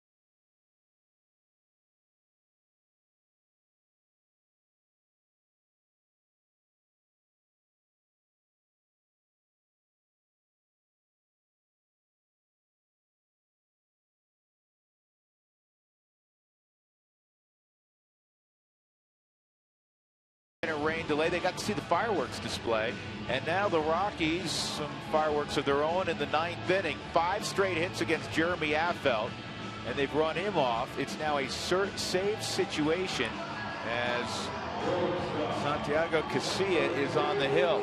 Well, folks, you get tacos. The Rockies have hit that magic number of 7. Don't forget to go to your participating Taco Bell locations tomorrow between 4 and 6 to get your Rockies taco special. Live Moss at Taco Bell. So Casilla will face Tulowitzki with 2 men aboard. Rosario on deck. It's his 20th appearance. And again, it is a save situation. You say, well, wait a second, it's a 4-run difference. Well, if you come in the midst of an inning and the tying run is in the on-deck circle, it constitutes a save opportunity. Well, Casilla already blew 1 save this year against the Rockies. He's got a 13.5 ERA. Let's make it balloon a little bit more. Slider misses ball 1. Troy with a double last inning, which also happened to be over 2 hours ago. You gotta forget those at bats, Drew. You want to remember that one. He smoked that double off the top of the wall in left center field. McHenry's at second. Carr goes at first.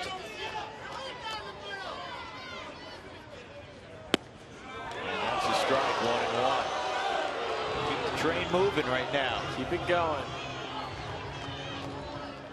Good pitch, just right off the outside corner.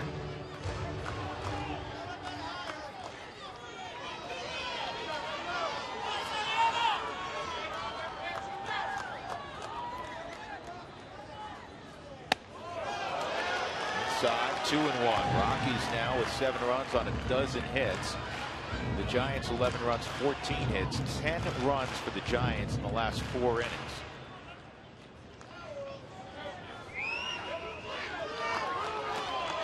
Vogelsong's on the plus side, 6 shutout innings. Kyle Kendrick at 6 1/3 gave up 4. That's off his foot. It's a foul ball.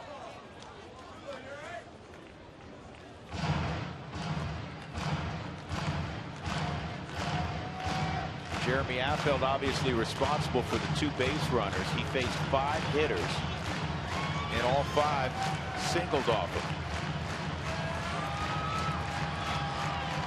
Started with DJ LeMahieu singling.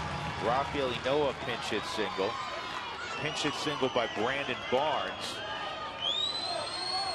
Then the delay of an hour and 44 minutes.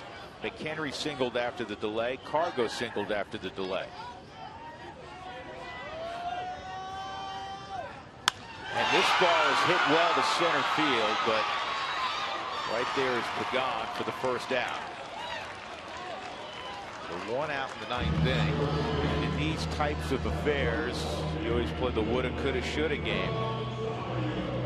In the top of the 9th inning, the Giants scored 4 runs against Christian Bergman with 2 outs. 2 out RBIs. It's the worst kind. I know it sounds funny to say, well, how is 1 RBI worth more than another? 2 out RBIs, especially when there's nobody on base, is the worst kind of RBI. Willeen 3 for 4 tonight.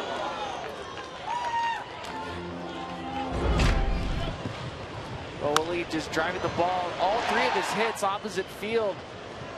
He's just been sitting back. He's getting what the pitcher throws, and he's being effective with it. If the ball's up in the zone, Willeen's going to hit it.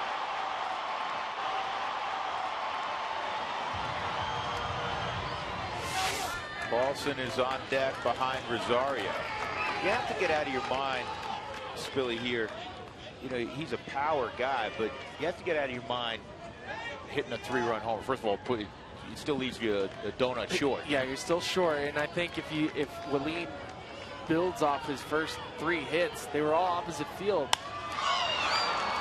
He's in the air, a panic, and he's calling for it, and he makes the catch. They never invoked the infield fly rule because of where it was. There are 2 outs, and Paulson coming up.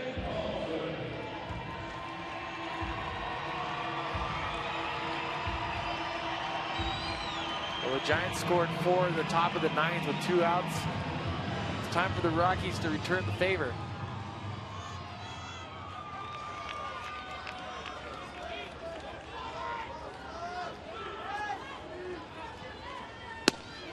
Inside on Paulson. Ben's lined out twice and walked twice.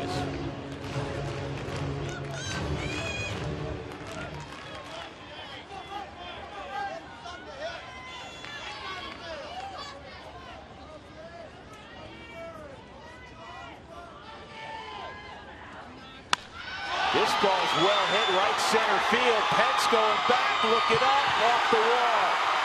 Cargo around third, getting a late stop sign on a double by Paulson. It's 11-8, and the tying run will come to the plate in Nick Hundley.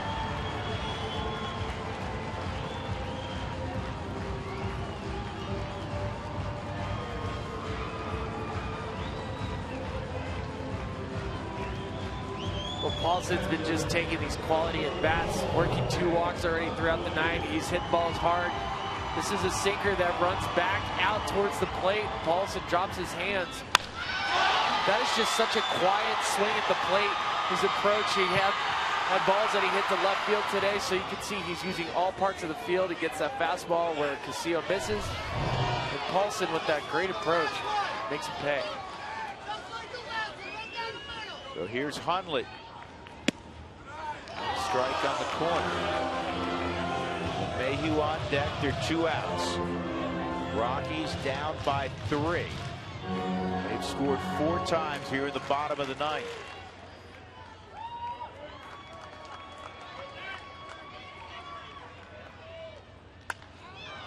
Popped up, foul, and out of play.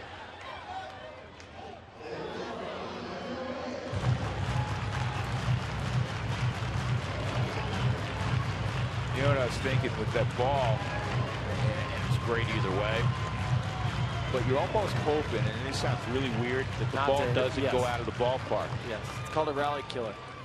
A home run is a rally killer in that situation. It's better to have the traffic and put more pressure on the pitcher to continue to throw strikes.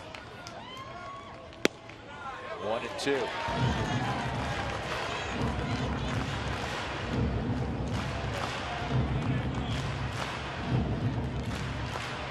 More hits for Hundley tonight.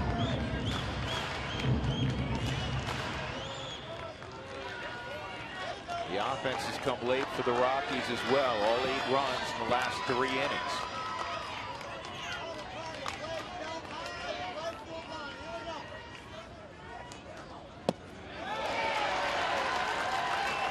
Well, for both teams, 17 runs in the last 4 innings, and we were talking about how good the Rockies bullpen was, and they go and blow up for a couple innings. And then we talk about the Giants, how good and efficient their bullpen has been, and they go out and give up 8 runs. Strange game this is, huh? Very. 2-2. That scattered a couple of folks in the Rockies dugout. Barnes on the top step. Never lacking for energy. No.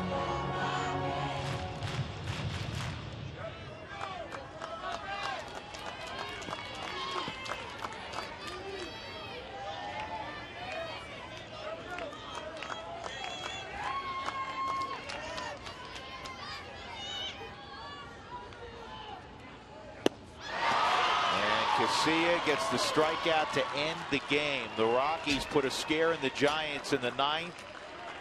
4 runs on 6 hits, but they're going to come up short, and the Giants win it 11-8. The Giants have now won 7 straight, their longest winning streak in 3 years. Ryan Vogelsong, who's never pitched well at Coors Field, threw very well tonight. He gets the win. He's 2-3. Kyle Kendrick threw the ball well, but ends up with the loss. He's 1-6, and Casilla with his 11th save of the year.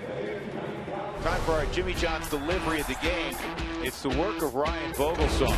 Vogelsong goes 6 innings, allows no runs on 2 hits. He walked 3 and struck out 5. And when he departed, it extended the Giants' shutout string to 34 innings. The Rockies would score the very next inning. The 34 innings is the 6th longest streak in Giants history and the 3rd longest since they moved west from Manhattan to San Francisco. The Giants win it 11-8. Tonight we invite you to stick around a late Toyota postgame show.